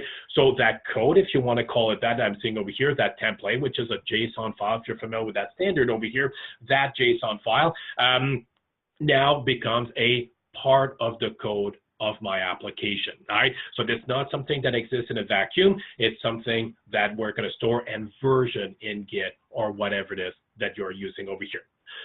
Something to realize over here, and I'm sure some of you are probably wondering the same thing over here, is that the template that I'm creating over here will allow me to recreate that same web application in my testing environment, in my production environment, or I should even say in my testing environment, since there might be more than one environment for testing. I might have one environment to do just a unit testing, an environment to do, let's say, the system integration testing, another environment maybe to do security testing on the application, but I want to make sure they're the same.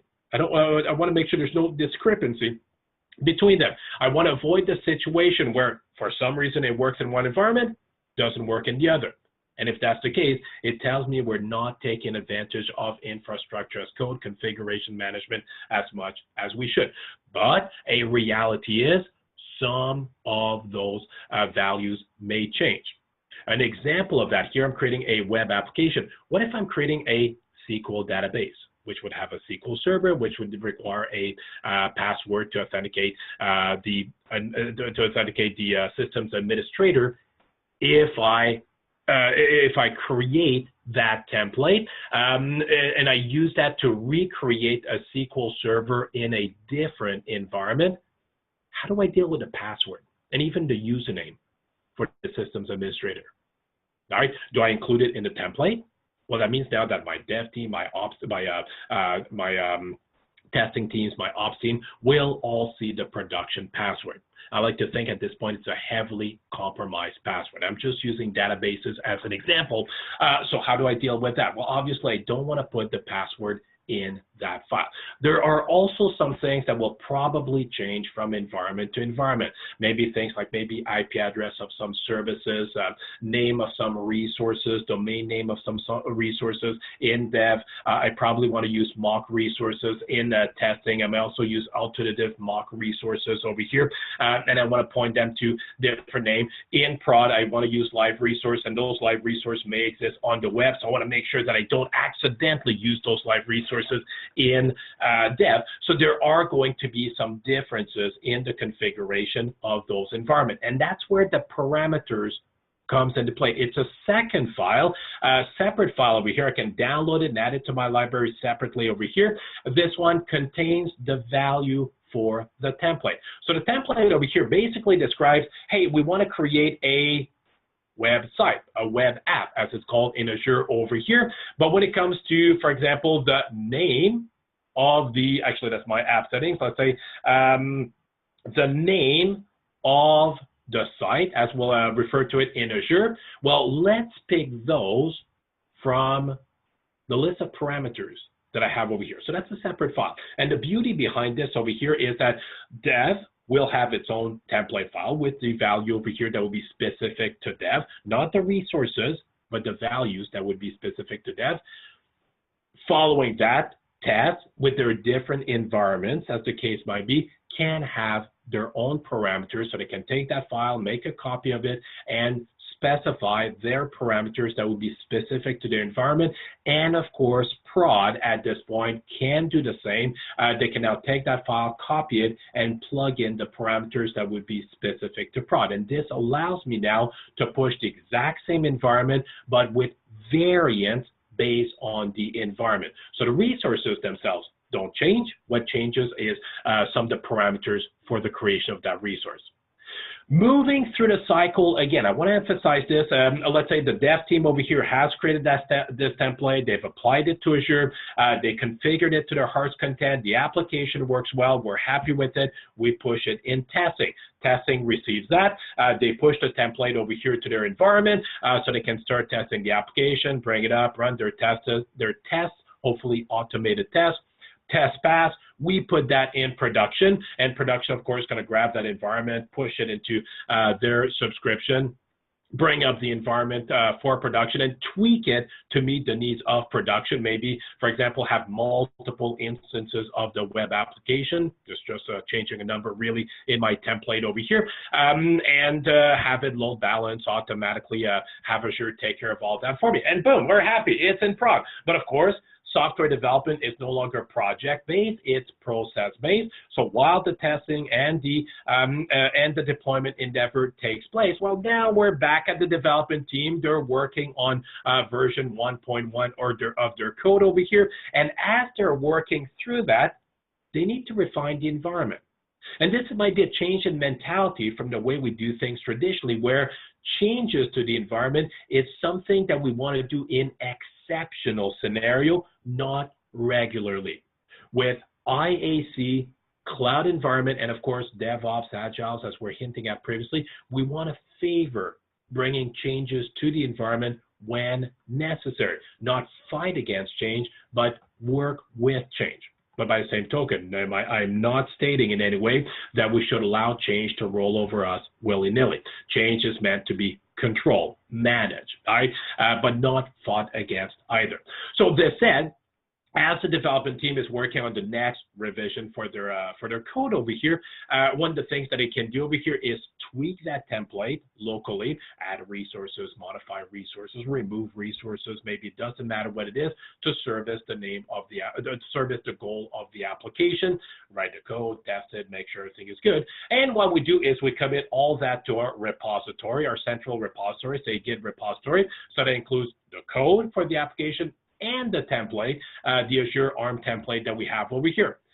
The testing team is now able to pull both the updated template and the code from the repository, do the build as necessary, and then apply the template to their environment. And there's two ways fundamentally by which you can apply a template. You can tell Azure, okay, drop everything, recreate it based on the template. So it's a good way to start clean and fresh. Or you can tell Azure, okay, whatever discrepancy you have right now with your current environment and the template that is provided, make the necessary changes to bring the environment in line with that template.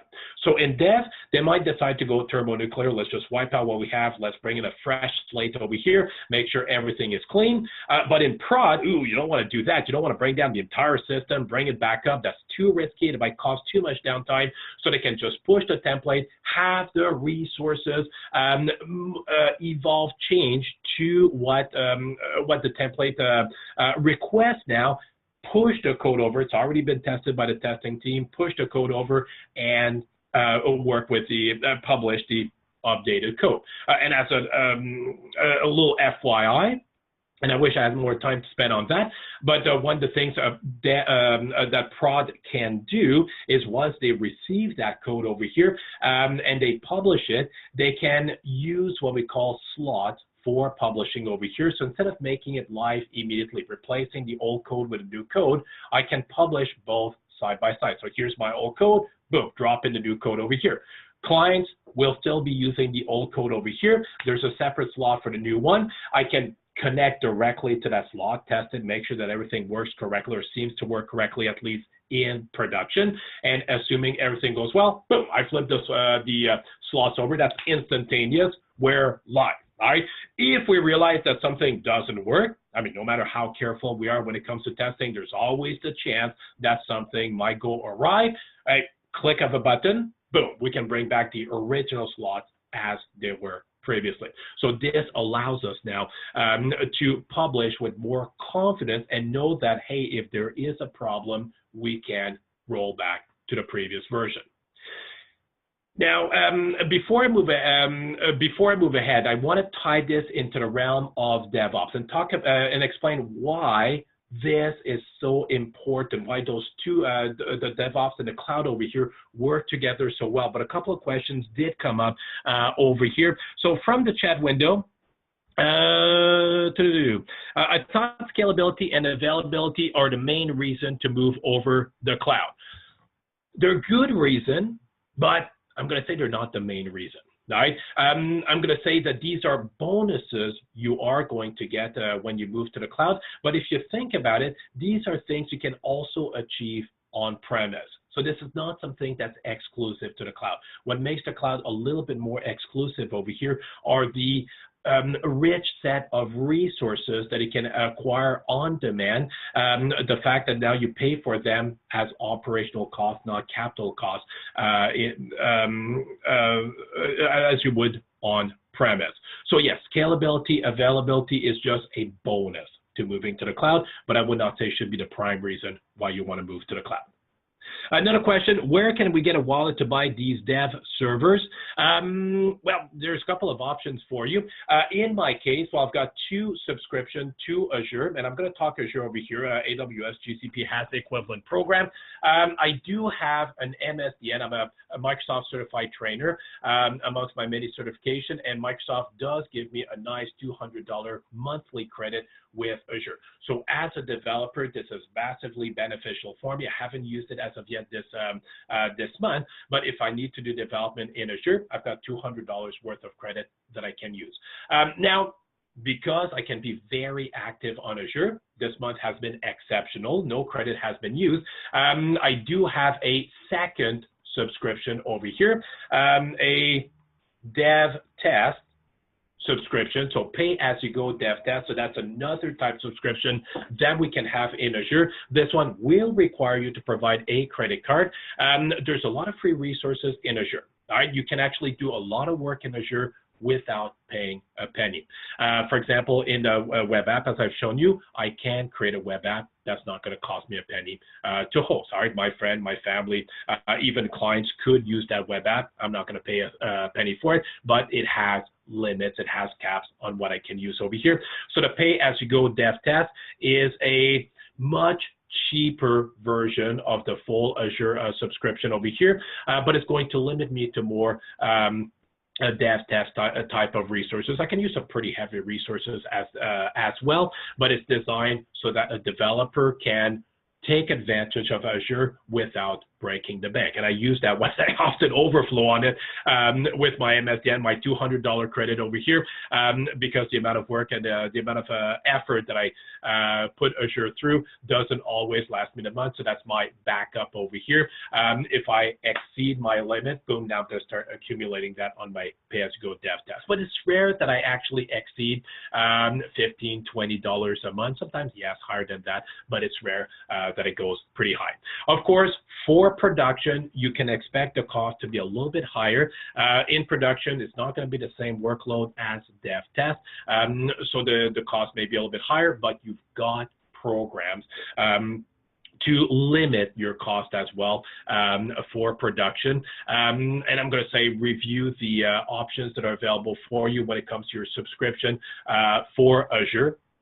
I'll crack that open for you over here, so you've got choice. But since the question was specifically related to where can we get a wallet to buy these dev servers, well, if you are a Microsoft certified professional, at least an MCT, you do get that from Microsoft, but I think other certification do give that for you as well. And furthermore, you've got your dev test, which is not going to break the bank. You only pay for what you use. There's no upfront commitment. And I think that's important over here. I'm a bit stingy when it comes to that. I don't like upfront commitment, especially if I'm not going to use it for that month, like I did not do for January. So I only pay for what I use. Right? When it comes to that, same thing actually. When it comes to production, you only pay for what you use. Well, there's variance on that depending on the plan that you go for, but you only pay for what you use. So I want to see if it talks about how to guys, but anyway, look it up. You'll find great resources on that. Moving ahead, a couple more questions. What are the best practices in managing external developer when delivering agile solution? Do the contracts need to be written as time and material? That's a darn good question as well. When it comes to managing an external team, I know you're talking more about the contract and the payments, I would assume, and ensuring that the work does get done. But before we talk contract, let's talk integration. I'm not sure what you mean over here by external developer. You could be hinting that you have internal developer and you have contractors as well that are expected to deliver something. So assuming it's a combination of both internal and external resources, make sure they work together as a team. If you're using an approach like Scrum, make sure they have their daily Scrum. If they're not on premise, we need to be able to connect with them at least audibly through the phone, through webinars, that sort of thing. If you are working with an external development team who is working so-called agile, I'm saying so-called in the sense that I've met a lot of developers who call themselves agile but don't really understand the Agile Manifesto. Very often they focus on the left side, forget about the right side. So going back to that, you can set up contracts over here, but to really take advantage of their approach over here, work with them in an agile approach as well. This will actually give you a number of advantages over the traditional contractual development approach, where in a traditional contractual development approach, you're typically going to reserve thousands, tens of thousands, maybe hundreds of thousands of dollars for that contractor or contractors. It could be an organization to develop that product over a couple of weeks, couple of months, maybe a couple of years. And then at the end of that, we're going to take a look at the result. Of course, there's going to be checkpoints along the way, and then determine, hopefully, they will have completed the work by moving things to iterative. And I'm not even saying agile over here, just making things iterative, having weekly, bi-weekly, however frequent you want to go over here, having checks on where they are when it comes to that iteration. Not only does it allow you to verify that, hey, work is getting done, they are delivering value, but it also allows us to ensure that we're also on the same page. They're external. They don't understand your business problem as well as you. So by having those regular checkpoints, frequent checkpoints, weekly, bi-weekly, whatever the case might be, we can verify that we're on the same page, and also make an informed decision. And this is important over here. If we realize that these are not the right contractor for the work, I prefer to know it as early as possible than as late as possible. And I'm not saying that it's because they're a bad developer. It might not have been the right fit in that context. And one last thing I'm going to mention over here, an iterative concept. For those of you who want to talk iterative, who want to get iterative, or even if you are using iterative, a common misconception that I see about iterative development is the idea that, of course, we have a start date, we have an end date, we have time boxing. Pretty much every developer and development team understands that. But one of the things that some development teams don't realize is that at the end of that iteration, you have working code, not hypothetical code, not code that compiles and runs but does nothing, but working code, something we can actually test, make sure we're on the right path over here.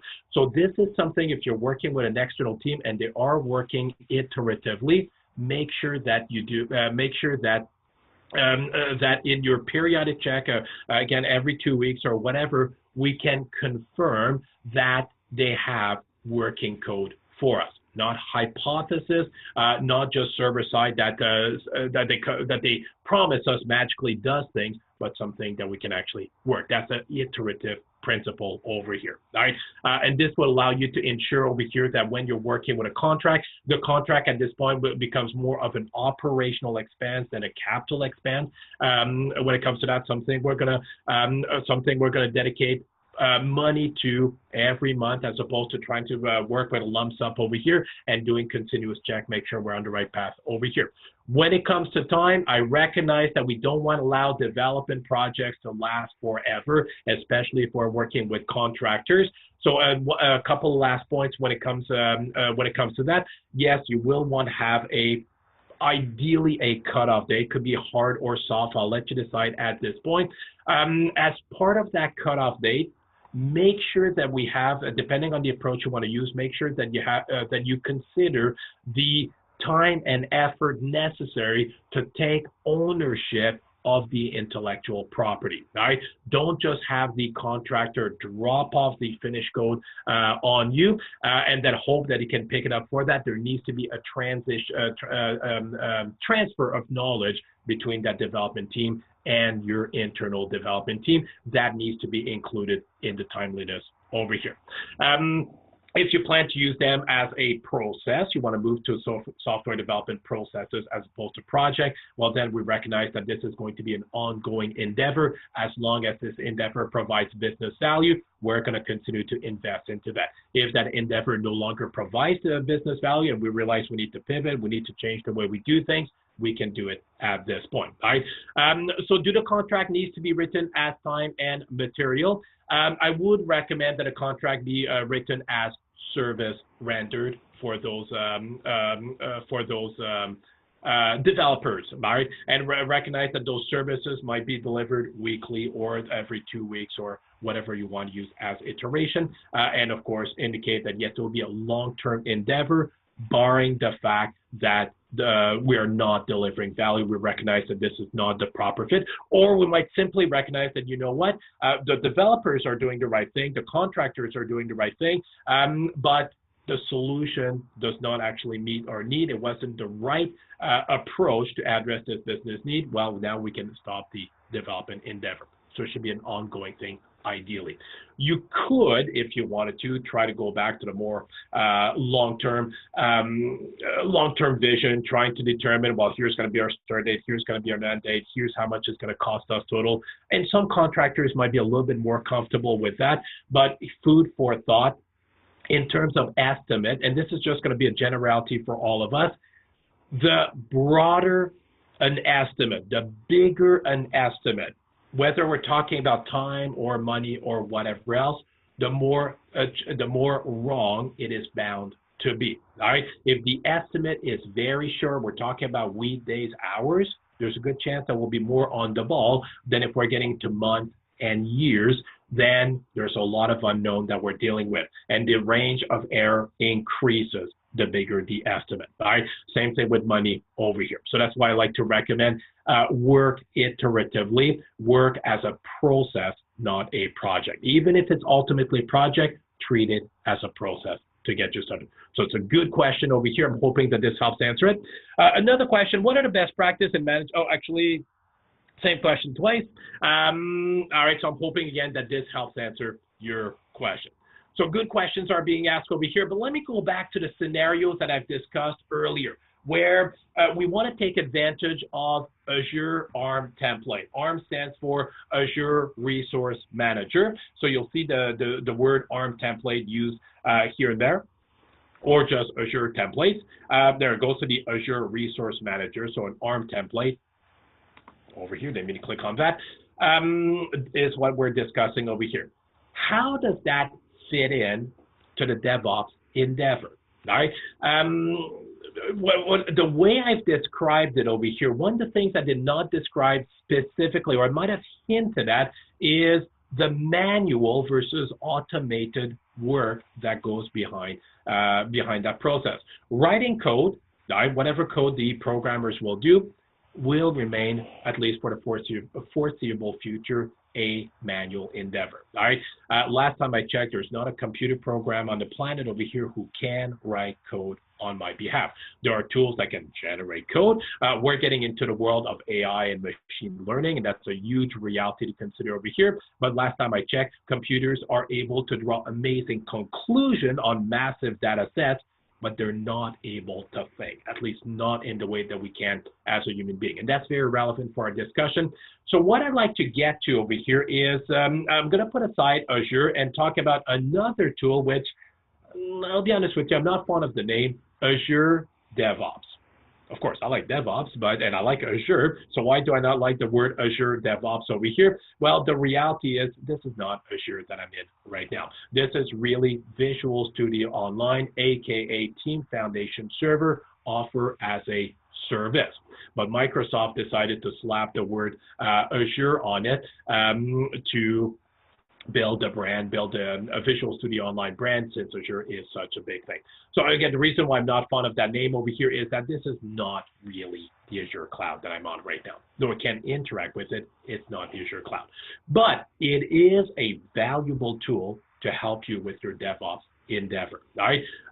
So what I'd like to go to over here, let me go back to my quote-unquote organizations over here. Azure DevOps, aka Visual Studio Online. You can actually see it over here in the URL visualstudio.com. In here, you can create organizations. Organizations could be indeed different organizations that you manage, or different teams, different product lines, as I'm proposing over here. Within an organization, you can create projects. You can have as many projects as you want. And just so you know, a lot of Azure DevOps is free to use. Right? To use some of the more sophisticated feature, there might be some cost behind it, some licensing costs, but a lot of it is free. And I'm actually, pretty much everything I'm going to show you over here will be free of charge. So create a project to get started. So let's say over here, I want to do things DevOps over here. I want to take advantage of Azure. Let's start putting this in more practical terms. All right. So I'm going to create a project over here, and let's call it, I don't know, trying to think of a quick name over here. Let's call it, I'm going to be boring, Azure Seminar. Description.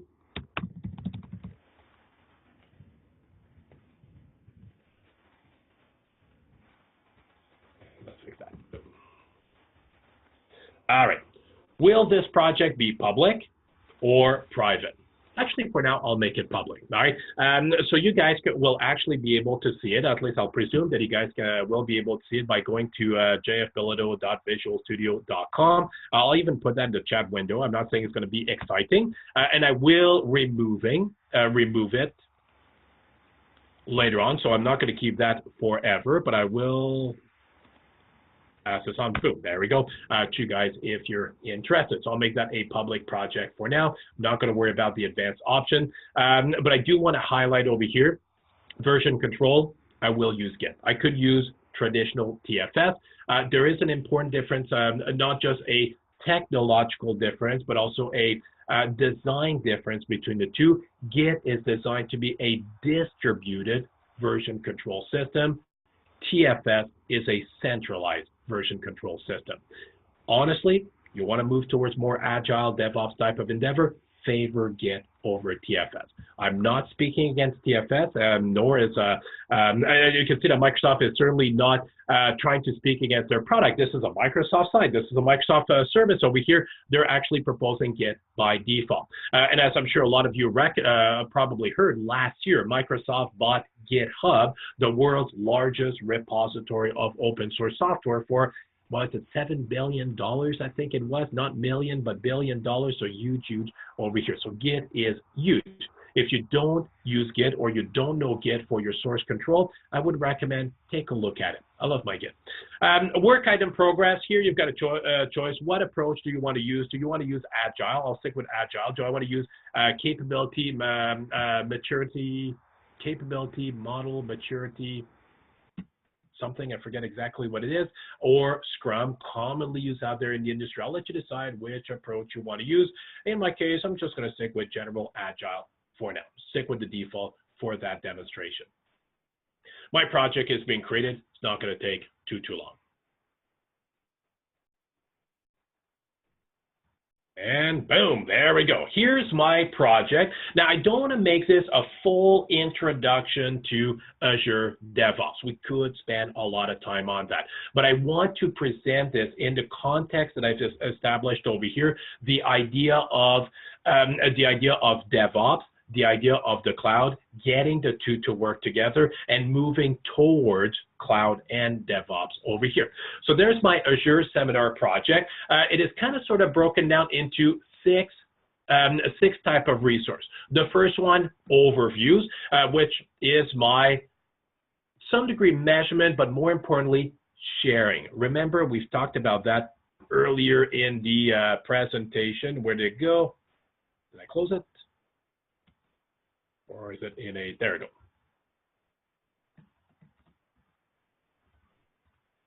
Where did you go? There we go. All right, I hinted at that previously, the idea of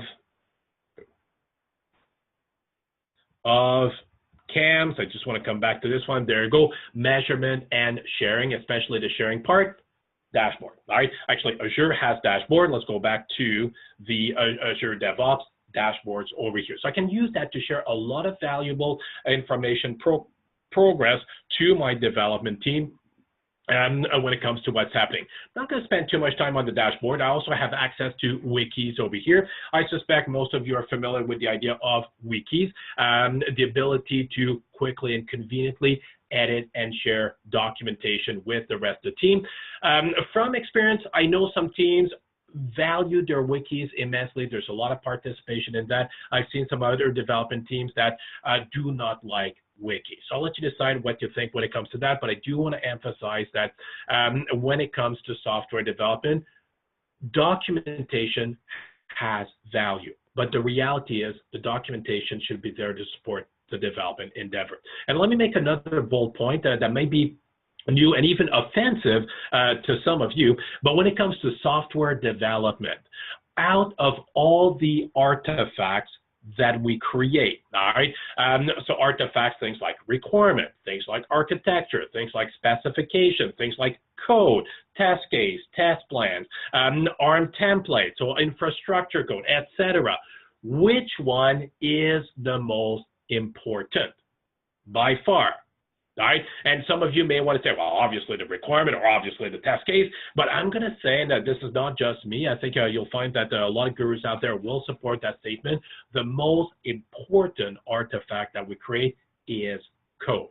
That's the whole reason why we're putting together that effort. That's the whole reason why we're putting together that team, is to have code.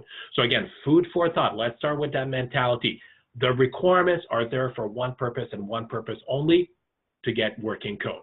Specification, get working code. Test case, prove that we have working code, etc. So it's all about the code. You could have the best specification on the planet, you could have the most wonderful test plan on the planet. If you don't have working code, you have nothing. You have delivered nothing of value, all right? So again, I am not saying don't do requirement. I'm not saying don't do documentation, don't do test case, quite the opposite. But what I'm saying over here is those should never come at the detriment of getting working, valuable code out there. So that's why wikis can be mightily useful, but make sure you don't make it an administrative need that everybody needs to write their wiki. If it doesn't provide value, if it takes away from getting working code out there, let's not impose it. If we realize that it is detrimental, we are unable to create working code as quickly as we can because we are not using that resource, then you could consider imposing it. But again, make sure it's an informed decision.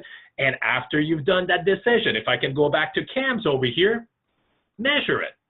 Are you right? If you decide let's not use wiki versus let's use wiki, are we right? Let's measure it.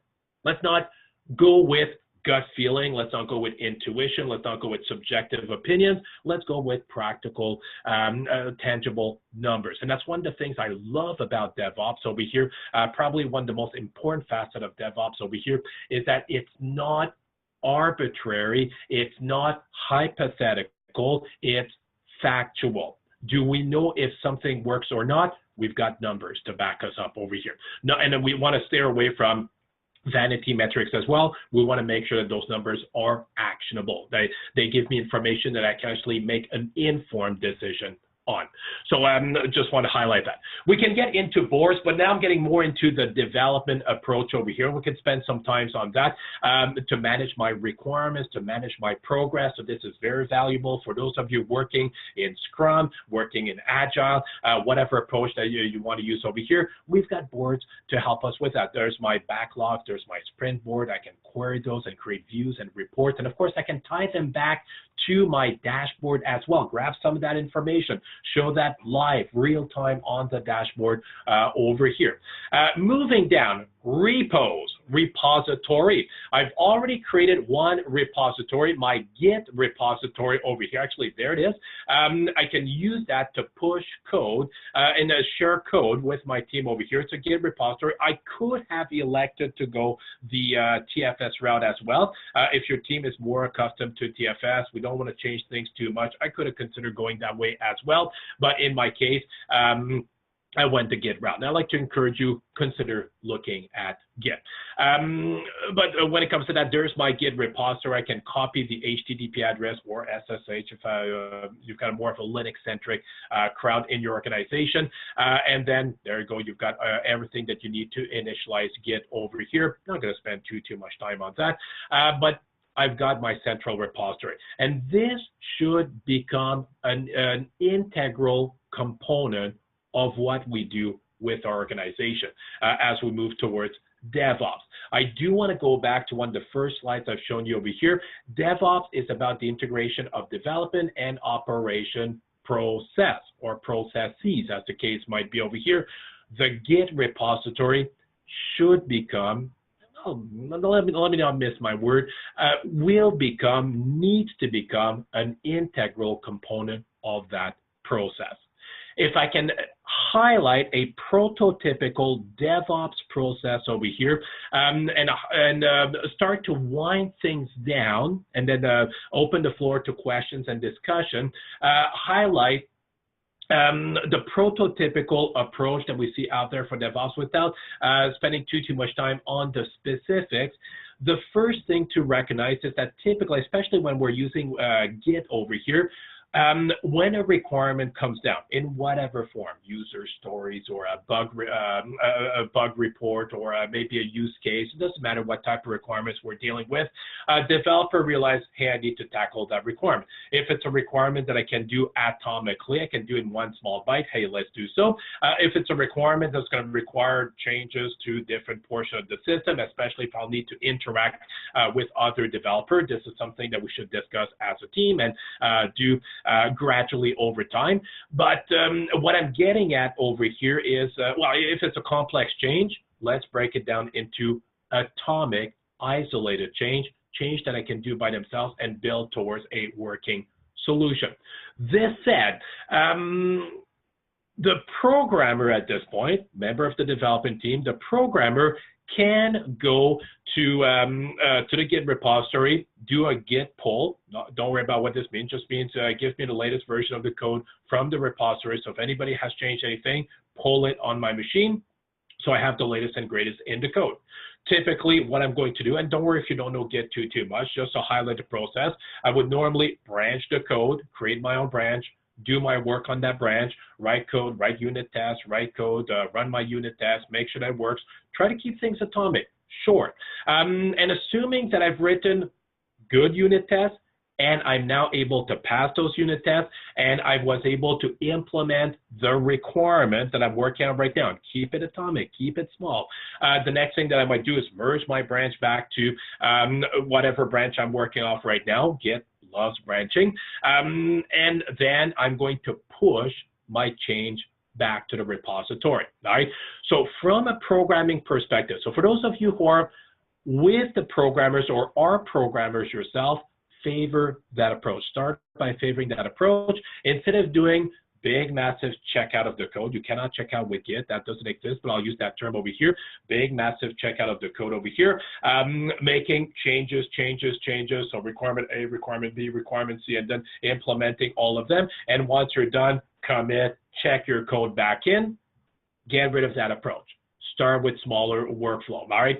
pull, branch, do your work, implement an atomic change to your code base, test it, push it back to the central repository. All right, that would be a preferable way of working. And this is not a academic suggestion for you. This is not a hypothetical suggestion. This is not even my invention over here. This is industry best practice. All right, Git developers will favor that approach, a small incremental push.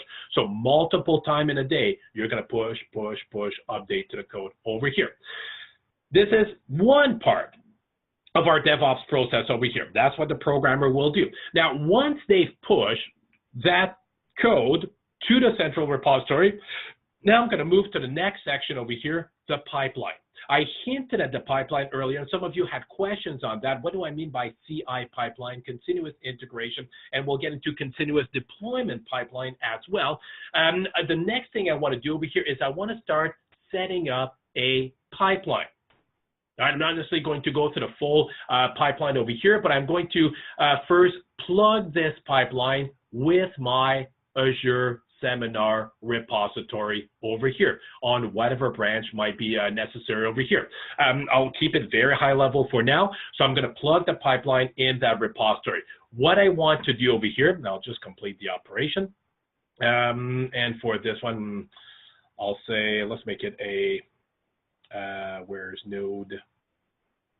So I want to do a Node.js project. It would help if I could type. There you go. Let's say I'm going to go with grunt. Doesn't matter if you don't know what those are. That's okay. And there it goes. So I'm going to create a pipeline over here. It's going to run, let's say, this version of Ubuntu. I've got choices. Is it a Mac program? Is it a Windows program? What type of environment do I need to run the pipeline? I'll go with Ubuntu, which happens to be the default as well over here. There you go. Actually, I've got a bit of a pipeline that has been built for me. But the first thing the pipeline is going to do over here is retrieve the source. Now, before we talk about retrieving the source, let's ask ourselves a question. When does that pipeline work? Well, the way it will work right now is I'm going to make, and I think the trigger should already be in place. Actually, no, it's disabled, so let's enable continuous integration. What I've done over here is I've told Azure DevOps, my pipeline over here, when somebody pushes code to the central repository, pull it immediately. All right, so this will happen automatically. We're getting into continuous integration, CI, over here. So CI, what it will do over here is it will actually, at the moment something gets pushed to the repository, doesn't matter who, doesn't matter when, doesn't matter why, they've pushed code. All right, and actually maybe I should take a step back. I hinted at it, but I did not make it explicit. The programmers want the mentality we need to get into is when we commit and push something to the central repository, we are pushing working code, and we want to push code with the mentality that it would be deployable code. I'm not saying it will be deployed or it needs to be deployed, but as a programmer, so now I'm wearing my programmer's hat, if I'm going to do a git pull, a git commit, and git push back to my repository, I'm doing this with the mentality that even though it might not be a complete solution, it is a deployable solution. It should build and it should work. It should even work if we were to put it in production. So my CI pipeline over here is going to grab what the code that the developer has pushed, doesn't matter who, when, why, where, that sort of thing, is going to grab it over here and is going to run that code through a series of tasks. So get the source over here. Then, because I selected Node over here, it created a prototypical Node pipeline over here. So do it npm install, run grunt task over here. So that's a Node thing. Don't worry about that. Then we're going to archive the file and push the artifact to a drop. All right, these are things, these are steps I want to go to over here. But the important part over here is the pipeline is going to start with a clean slate, right? A clean build server, download the file, pull the files, I should say, from Git, do a full build, all right? Which also implies, and I did not mention that specifically, but in your code, in your concurrent versioning system, Git, whatever you're using over here, push only code, no generated artifact, no final artifacts. Another way to express this is don't include executable or packaged product in your pipeline. I see sometimes developer or development team trying to do that. They decide, hey, let's build and let's store versions of our exe in the Git repository. That's not where it should go. I'll talk about that in a moment. So only code, and that code should also include things like your, as I proposed, your ARM templates, your JSON file to rebuild the environment in Azure to host that application. NPM can be a node application can be hosted in Azure. So I would also include my YAML file, my JSON file in that code. But then the CI over here, whatever push takes place, it's going to do a full download of the code, full pull of the code as it is right now, full build on the code, assuming the build succeeds. If the build fails, we're going to send a report back to the developer. How do we send a report back? Well, that's configurable. Could be an email. You may want to put it on the dashboard. We've talked about the dashboard and even the board over here.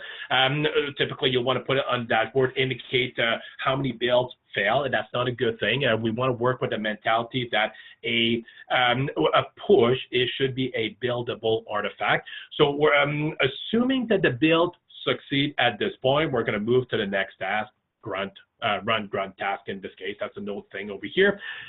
Finally, and this is where it can get interesting, we're going to archive the file, push the artifact to a drop over here.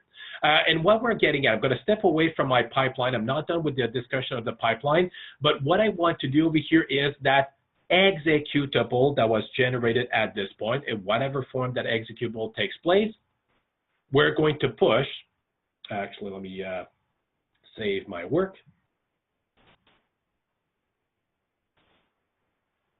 And let's go into the pipeline, the artifacts over here. This is another resource I can build over here. I can create a repository for my artifact, which is where I can keep version 1, version 2, version 3, version 4 of my application, the full installable version of my application. Now I'm using a node as an example. If I was developing a desktop, let's say Windows desktop application, as part of my pipeline, what I would do over here is I would not just compile it to an exe, but I would even package it in an MSI. Right, an installer or setup.exe if you prefer over here. So push that into an installer over here. So the idea over here is the pipeline over here does a full build. Of course, a full build indicates that it can integrate. Does that mean it's correct? We don't know. This is where testing comes into play. The testing endeavor, and I want to pick on this one a little bit, the programming endeavor, writing the code, is probably not going to be automated anytime soon. There's a lot of tools out there to automate common tasks in writing code, but nothing is going to write code for us tomorrow. When it comes to testing, nothing is going to write test cases for us. All right. So for those of you who are running in working on the testing endeavor for your organization, the good news is there are some tools that can help you set up test cases faster, that can kind of do some automation for you, but nothing is going to write test cases for you, at least not for the precise requirements you want to test over here. The reality, though, is manual testing, all right, going through a checklist of things, click here, type that in here, click this, and this is the result you expect. Doing that manually will become a thing of the past, has become a thing of the past in numerous organizations, all right? Now, it doesn't mean that if you are a tester, oh, I'm out of a job. No, quite the opposite. It means that now if you're a tester and we're moving to DevOps type of environment, remember that in DevOps, we want to favor things like automation. Let's automate our tests. So my role as a tester is no longer that of a tire kicker and test drive the application. My role as a tester is to provide automated tests to verify the functionality of the application. Or if I can make it more formal, the role of a tester is fundamentally to find flaws in the application. And I'm going to do that over here in this case, and I'm not going to spend too much time on that, but I'm going to create test plans and test case and automated tests. I can still use manual tests. And as we are migrating towards DevOps endeavors, probably I'll consider to use manual tests, but slowly start to automate my tests up to a point where everything that can be automated is automated. But I want to use testing over here. Once I start creating automated test case, let's plug those in our pipeline over here. All right, and the idea is by plugging those in the pipeline over here as part of the next step of the pipeline. Let me go into the edit where we were just a moment ago. In the next step, what I'm going to do, and actually I could add that as part of the build task, run the unit tests. Unit tests are written by developers, and I'm just going to mention that as a generality. I'm hoping that we're, for those of you who are programmers and or tester, recognize that unit tests are written by programmers. All right. Sometimes I hear some programmers, lazy programmers in my opinion, who try to get out of writing unit tests by saying, it's the responsibility of the tester to write unit tests. No, all right, it's never been the responsibility of the tester. Writing system tests, integration tests, UAT tests, UI tests, all of those, yes, is the responsibility of the test team. Unit test is the responsibility of the programmer. So here I could include unit tests, so run my unit test over here. And following that, the next thing I'm going to do is grab that artifact that I dropped over here and get the pipeline to push that artifact to my testing environment. And this is where I can have a lot of fun with my ARM template as well as my cloud resources. This is where I might push the ARM template to Azure in my testing environment, bring up the environment, then have the CI pipeline push that deliverable, that compiled artifact over here to that environment, and this would be done automatically. It's fully integrated over here. Push that artifact over here to Azure, and then run all of my automated tests. And my automated tests would run and detect if there is any flaw in the product and return a report, generate a report to which we can summarize on some of my dashboard, to which I can provide more detail on my boards. I can even automatically generate bug reports that my developers can address immediately. And the idea is that this continuous integration runs, as the name implies, continuously. The moment as a developer, the moment as a programmer, I push code to my repository, in a couple of minutes, I should get a report back from this pipeline telling me green light, red light, yes, it compiled, yes, it passed the unit test, no, it failed to compile, or it failed to pass some unit tests. So as a DevOps endeavor, I want to automate that. Working with the cloud, working with IAC, this becomes a reality. I can bring up my test environments magically using IAC, infrastructure as code, run my unit test, deploy that to the cloud, and the IAC could even do the deployment for me if I wanted to. It's included in the template. It could be included in the template.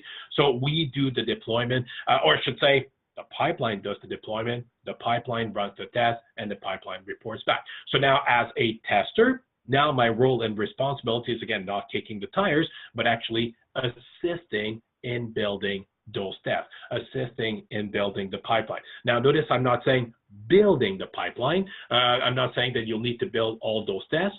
It will be mostly your responsibility, but you'll probably need to work with members of the team that are more savvy when it comes to, for example, setting up your pipeline, more savvy when it comes to some of the more maybe a technical part of setting up those tests. But now my responsibility is automating those tests.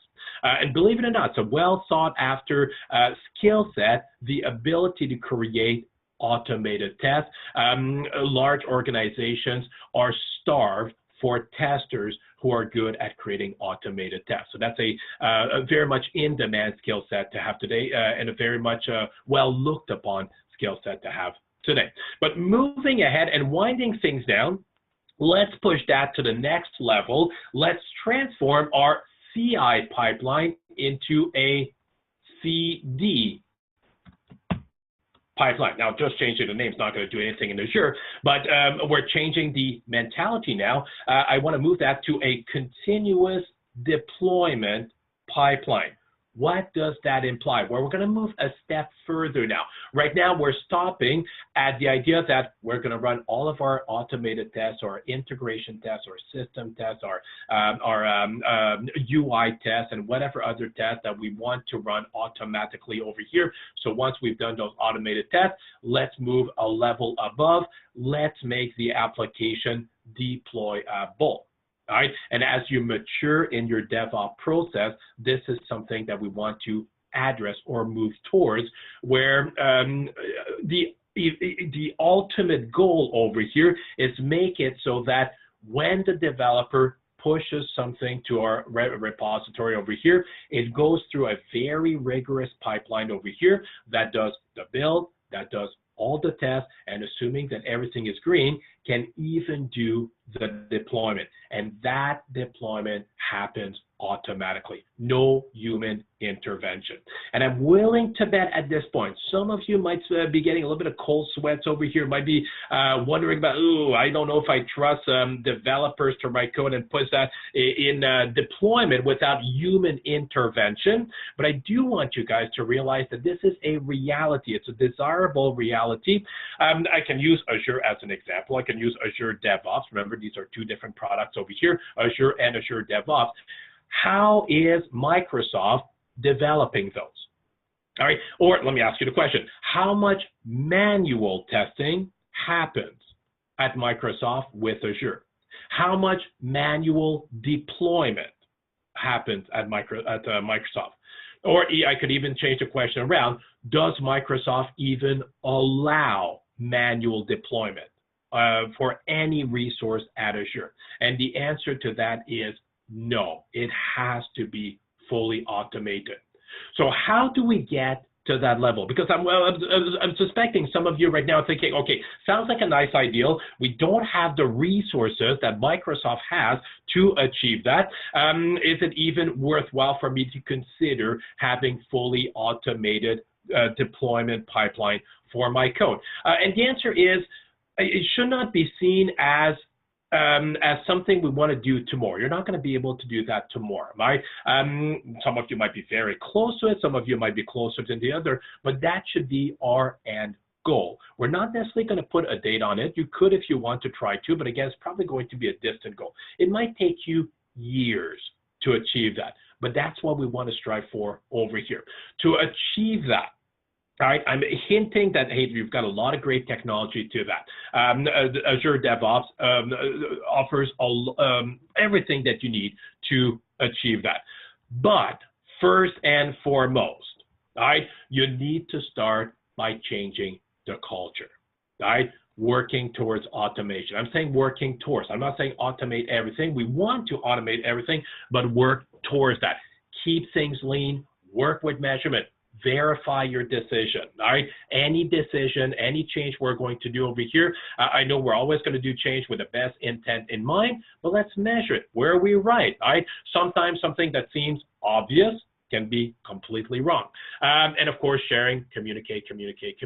Make that information naturally available to the members of our team. So what we want to do over here is want to gradually work towards that. Implement the processes piecemeal by piecemeal. And I do want to emphasize two things for you guys. First of all, piecemeal by piecemeal, just a little bit at a time, not a big bang approach. All right. So start by implementing a simple CI pipeline, get a sense for it, evolve it over time, get the whole team involved. This is not something you can do by yourself. This is not something that can be done by just a portion of the team. The whole team needs to be involved. So for example, for those of you who might have been fuming a little bit, especially if you're working in the operation side and you're thinking, I'm not going to allow a developer to push their code in production without me having something to say with that. And I do agree with that. I'm not necessarily with the tone, but I do agree with the sentiment. You need to be involved in that pipeline. You understand the infrastructure better than any developer. Participate in that pipeline. If you're not involved in that pipeline, they're not doing DevOps. And the opposite is also true. If you are building the pipeline, you're an operation dude and you're building the pipeline unilaterally, you're not involving your development team and your testing team and everybody else, we're not doing DevOps. And of course, testing team needs to be involved. It needs to be a collaborative effort. And this is essential for two important things. The first one is if we do not include the whole team, we are going to miss essential steps in that pipeline, right? That's a given. We need everybody's expertise for that to work. As I said earlier with DevOps, we're not getting rid of team players. We're refocusing our effort on what matters. And the second thing as well that I think is hugely important, that's a human thing at this point, a technological and human thing at this point.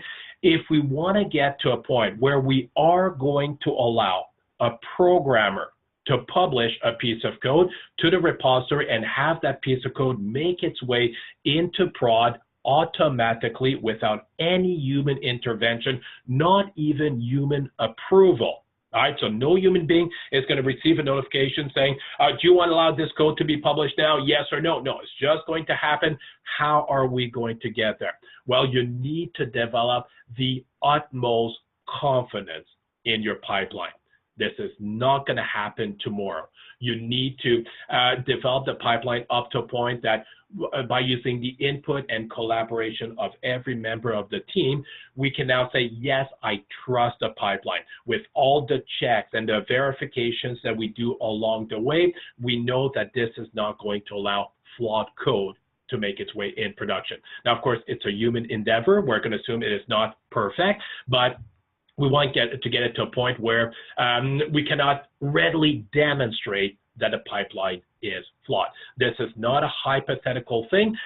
If we can talk about the Microsoft, the Googles, the Facebook, and even the Walmarts, the McDonald's, the Starbucks, some of the big players out there that are using technology, and even technology companies are working this way.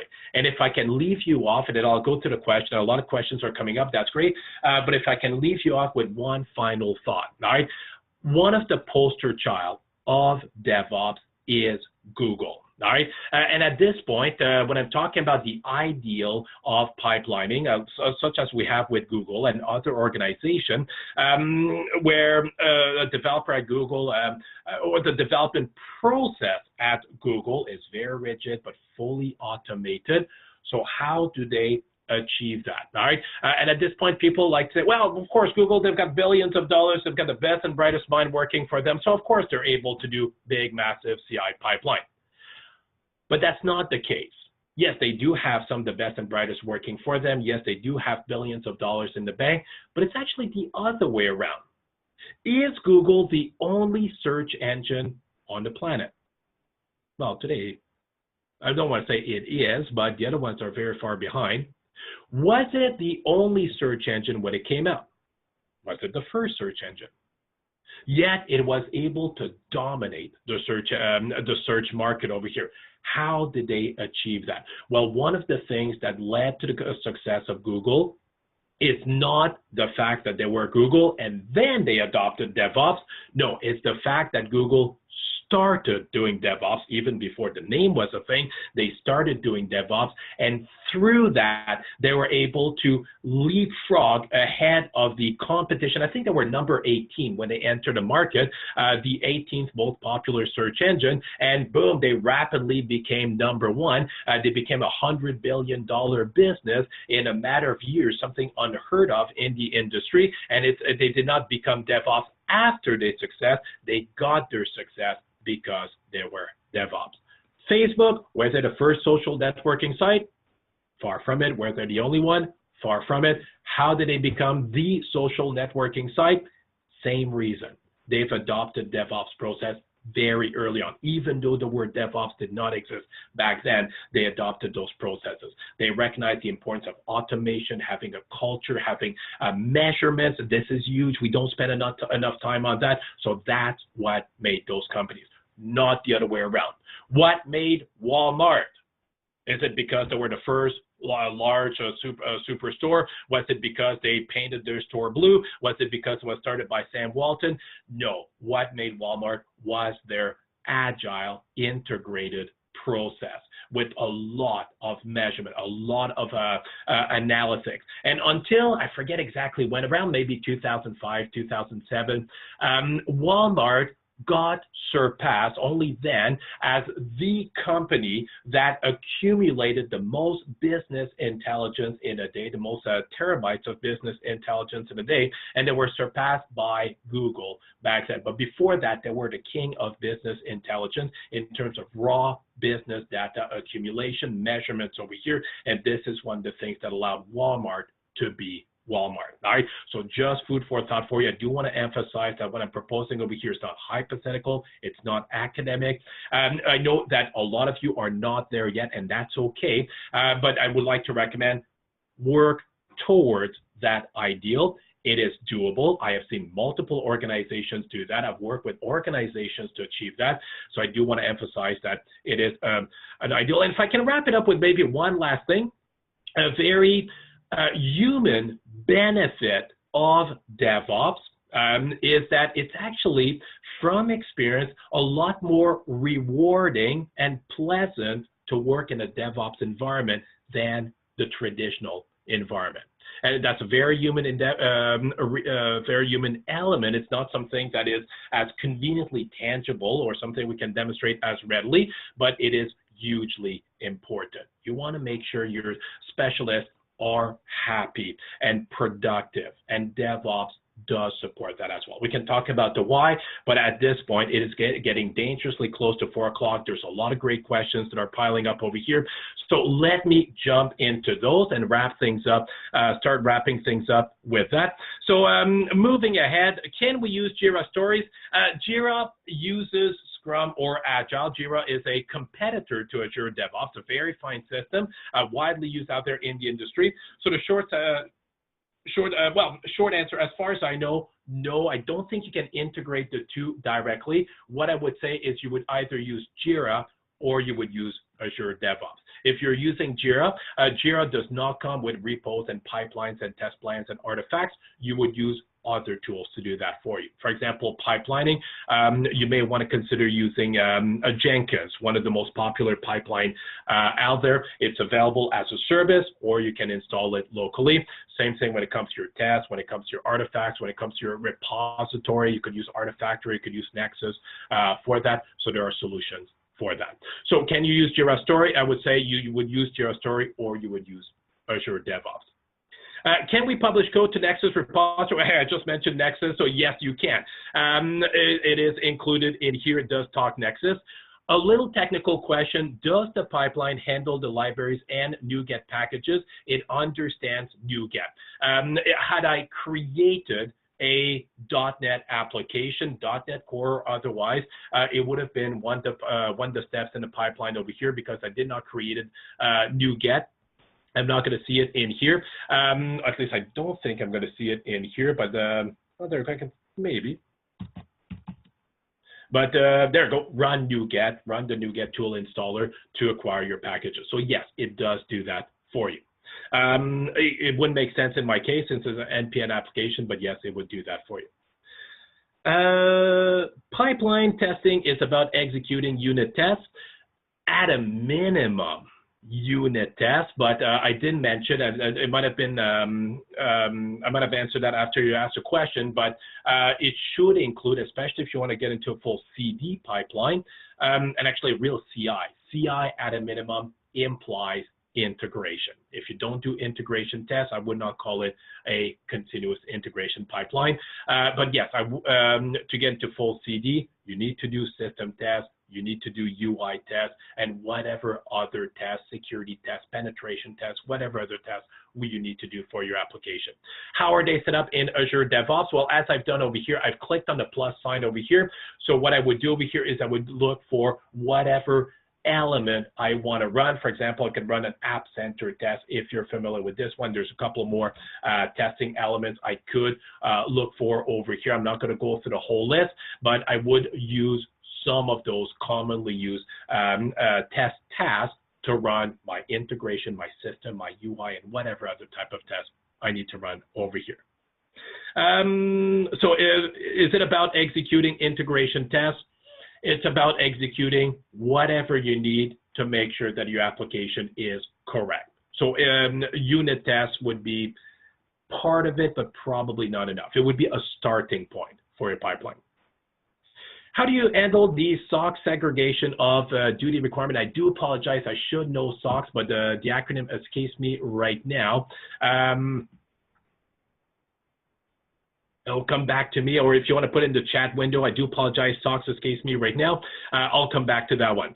Asking an elementary question, what activity comprise under developer and what activity comprises operation?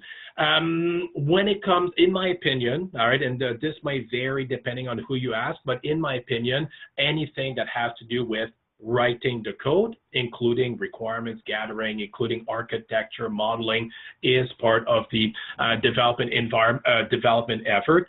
I also include testing as part of the development effort. Other individuals might consider them as two different efforts, so they kind of see it as dev, test, ops, and that's okay. But personally, I see the testing team as being an integral part of the development endeavor. One of the reasons why they should be seen, in my opinion, as an integral part of the development effort is that the two cannot exist by themselves. There's no point in writing code without tests. I think we can all agree over here that no matter how clever your programmers are, myself included, I could strive my best to write correct code. There's probably going to be errors. So you need testing. But the opposite is also true. To have a valid, solid testing endeavor, you need to work with the developer. You need to understand what the code does. So they do need to work hand in hand. No segregation with the team. As we start an iteration, programmers, tester, and the rest of the development team and operation team hopefully will be present, will discuss what we want to do, and we'll have an understanding of what feature we're going to implement and how we're going to test it. What will be our acceptance test at a minimum. So the developer can start writing the code and the testing team can start creating their tests. So I'm hoping that this helps answer your question. It's a good question, but again, depending on who you ask, you may get different answers. How to insert DevOps into classic team, let's say 10 dev, 2 tester, 1 CM. I'm not sure what you mean by a CM over here. I've got different interpretation. 2 integration specialists, how many DevOps would it end up with?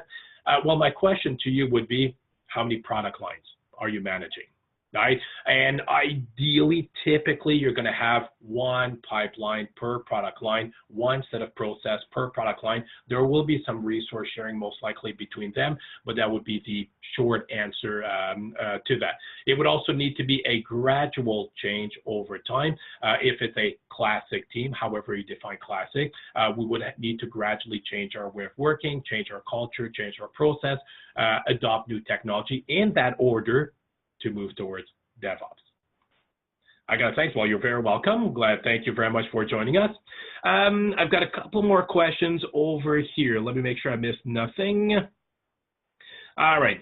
Is CI, in CI, the integration between the environment, dev, QA, or prod, or is it referring to also integration with other systems and tool? In CI, continuous integration, the purpose of that pipeline, the penultimate purpose of that pipeline, the ultimate goal would be to be able to receive changes to the code base and push that change in production as quickly as possible. Not too quickly. We don't want to skip over any of the tests, any of the verification and validation, but getting it out there as quickly as possible. So could it imply integration with other environment? There is a good chance that this is going to happen. All right, for example, in testing, you'll probably want to be able to bring up and down the testing environment very quickly, and that might require at least fake or testing system to be put in place so we can test integration with the rest of the infrastructure. And the same will probably happen when we push in deployment. As we do that deployment push, we'll probably have to reconfigure or interact with some of those systems to integrate the changes with those systems. One thing I will say, though, is that CI is not the same as configuration management. If you're thinking of using CI to manage your servers, for example, that's configuration management, not continuous integration. That should be kept separate. But as part of continuous integration and deployment, there will most likely be configuration management. For example, Azure ARM templates. All right, this was an excellent informative webinar. Thank you very much. Someone new to the Agile world, glad to hear it. There's a lot more we could have discussed when it comes to Agile. As I said, this is going to be a breadth first seminar. There's a lot of depth, and if I can throw in a bit of a plug over here, it is a free seminar, but one of the things that we're certainly hoping that you guys will get a chance to do is visit our site, Web-Based Solutions, over here. If I can just throw in my plug over here, Web-Based Solution is, well, we've been around for at least 12 years now. We specialize in a variety of technologies over here, including cloud technologies, including DevOps. And I've worked very closely with the financial sector, working with federal government, telecommunication, even provincial government, working towards helping them move towards DevOps. And one of the reasons why I'm excited to work for WebAge is, as opposed, well, I don't want to speak against some of the other training companies, but one of the things I think is valuable for us is we own a lot of our curriculum, and we generally deliver customized version. I recognize as an Agile DevOps practitioner, no two organizations are the same. And we generally spend actually a fair amount of time with our client putting together curriculum for their specific team. That's one of the things that I like to think makes us unique, where throughout Canada, we've got offices and training centers throughout Canada. We don't necessarily have them in every city. We're also in the States. We're not an American company. We are a Canadian company, but we've got a massive presence as well in the States. So I'm hoping that this seminar has given you an idea of some of the curriculum and some of the capabilities we can bring when it comes to training, not just when it comes to cloud, not just when it comes to DevOps, but we do things, configuration management, we do the Microsoft stack, we do the Java stack, we do the Node stack, we do the JavaScript stack. So a lot of great courses out there for you guys, for those of you who are interested. But I just want to move ahead. There's another question over here. Asking an elementary question, I think that's a duplicate of what we saw earlier. What activity compromises the developer? What activity compromises operation? And I realize I've only answered half of the question. The part that deals with writing and verifying the code, in my opinion, that's the development world, so that includes the testing team. The part that deals with running, hosting the code, making sure that the code is usable and available to the business, that would be the operations part. But because we're moving to DevOps, let's see it as one and the same. The goal of our DevOps team is to provide value in the form of IT services to the organization, right? And to achieve that, we recognize that, hey, we need to write code, we need to verify code, we need to host code. And when it comes to hosting, the cloud is a very exciting fit to help us with that. So I'm hoping that this answers the question. So that said, hey, there's still 4 minutes left when it comes to the seminar. I'm not kicking you guys out, but at this point, well, first of all, thank you very much for sticking around with me till the end. I recognize, hey, 3 hours is a lot, and there was a lot that I was hoping to discuss with you. You guys asked a lot of great questions. I had a great time presenting that for you guys. So if you have further questions for me, stick around. You want to bring up discussions, you have scenarios you want to discuss, I'm available for that. One more thing I will leave you with. Let me drop off my email address in the chat window, jbilodeau@webagesolutions.com. If you have any further questions, you can always drop me an email. I'll be happy to answer them in whatever ways that I can. So that said, hope you guys enjoyed the rest of your evening. Again, I'm not kicking you guys out. If there's anything I can do for you, I'll stick around for a couple of minutes.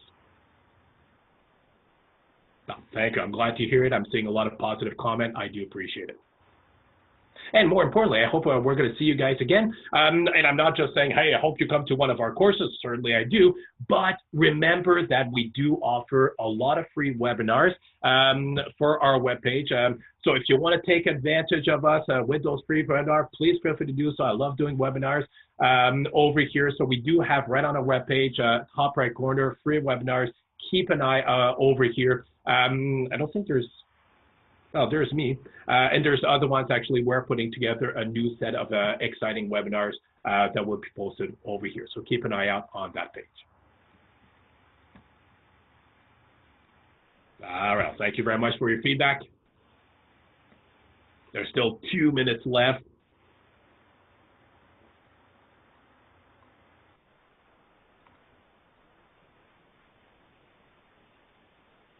All right. Yes, actually, good question. The webinars, you'll notice over here, and I should have mentioned that earlier, past webinars, you can watch any of the past seminars. So the webinars that we're delivering over here, you can watch it at your leisure. You can rewatch it if you want to, or catch up on the parts you might have missed over here. It's going to be under DevOps and or Cloud over here. So you'll be able to replay it at your leisure. And of course, if you want to take advantage of any of our other webinars, you'll see there's some on Agile over here, other ones on DevOps and Cloud. There's more for Microsoft. I know there was a couple of Microsoft specific question programming. So take advantage of those. They're all free for you. Who hosts your site? I assume Azure. No, actually, it's not because we don't want to use Azure. We're using a third-party host over here, but the business been around longer than Azure, and there's no point at this point to, or no need, I should say, to move it to Azure based on what our site has to offer. So it's not that we don't want to use Azure or AWS. It's just older than Azure itself. We keep it up to date, we keep it modern, but it's been around longer than that.